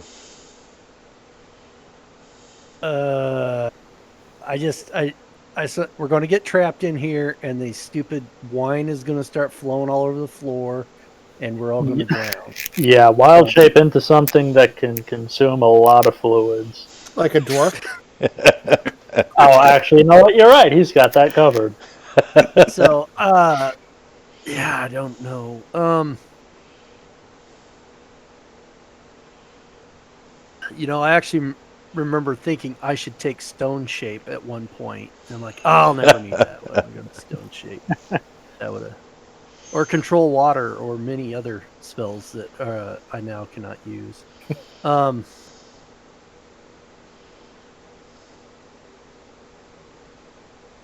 I just don't see a spell that can really help me here. The spider form's really squishable if you want to get squished. Well, I don't want to get squished. I mean, I guess I could, but I don't really see a point there. Don't pick a bird. Yeah, well, that's the thing is, I could try to be like How about like a seal? the Allosaurus. I was wondering if that's large enough that I could get in there and hold the. If I squeezed in there, could I hold the stone block up in the ceiling? You can only try, I guess. Then I get mushed and it'd be like, oh well. Yeah. Judging by the weight of the block, that's probably not a good idea. Well, I mean, it's probably a push. I mean, an Allosaurus is probably 5-6 tons of dinosaur. Yeah, I got nothing. I'll wait to see, and maybe I'll do the dinosaur. Maybe I can push the stone down the hallway after it falls, and we're sealed in and drowning. So, I'm just gonna pass on my turn. Okay. Oren? So the block is the one that was above Diego, or is it also the one above me? Above Diego.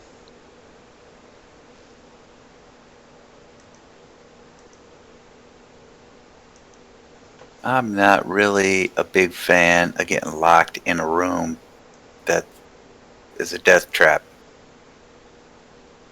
Yeah, but do you really want to be the one outside of the room, That is the death trap? which is also a death trap? This whole thing's been a death trap? I think I should have ran out when I had the chance. I screwed that up. Is it too late to change my mind? Yep. Yeah, I just don't see how that's going to work. So I'm going to run back around the corner and look through Thing's eyes and have him fly up to the ceiling and just tell me what's going on. That's what I'm going to do. Sheer?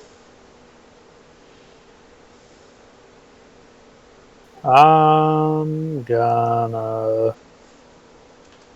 The thing hasn't like closed yet, right? It is more. It is more than halfway down. Is it still high enough that I could fit through it? Yes, it would be. All right. Well, it's been real, guys. Yeah.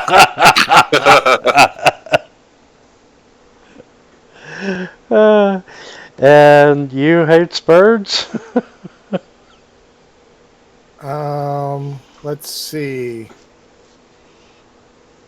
Can I like run through and grab one of the guys and drag him with me?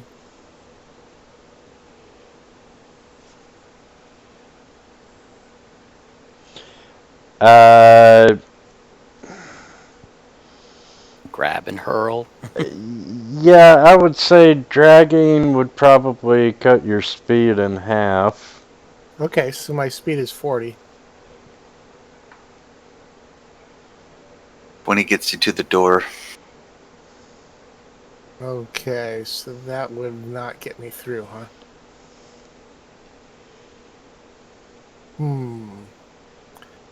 Well, I think I'm gonna like. You can swim anyways, right? I have to take a short rest to get water breathing. Oh, I thought lizards could hold breath or something. I can hold it for like 15 minutes. I'm gonna move here, and then the turn. And the stone block seals off the room. And you can hear some mechanical grinding, and from all four of the gargoyles' mouths, wine starts to fill the room. Okay. It's gushing out into the floor. Awesome. Well, I open up my bag, so the wine starts flowing into the bag. Yeah, the bag is not capable of holding all the wine, so at some point in time, yeah, you're blocking maybe a quarter of the wine flowing in from one of the mouths.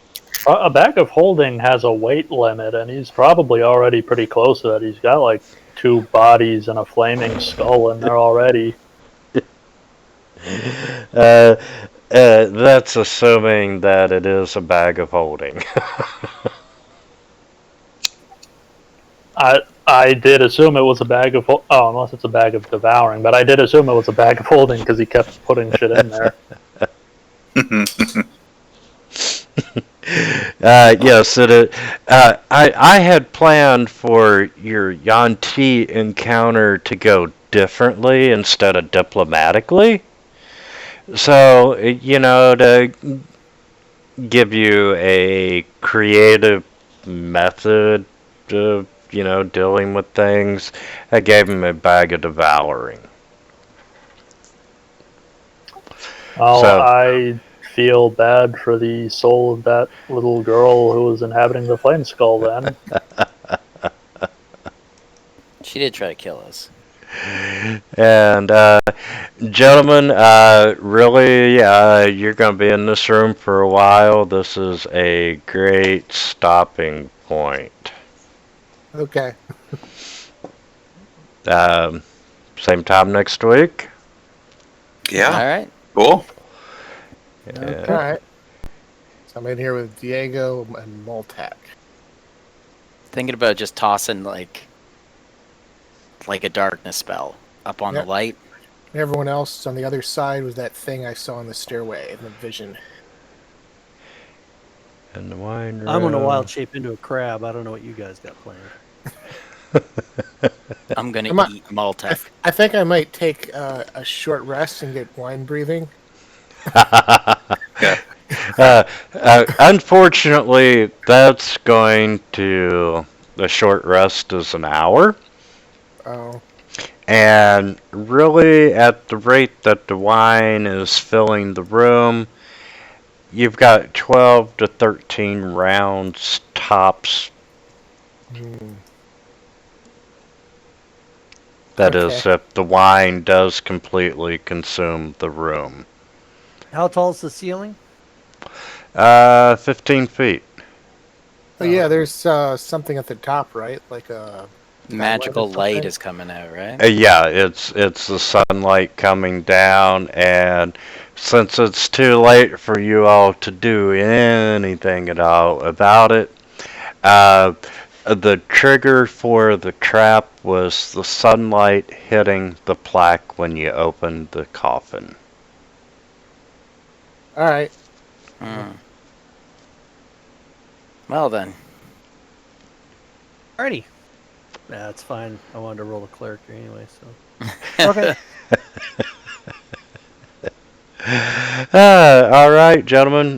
We will see you next week. All All right. right. Good game. Thank you, and have a great weekend. You too.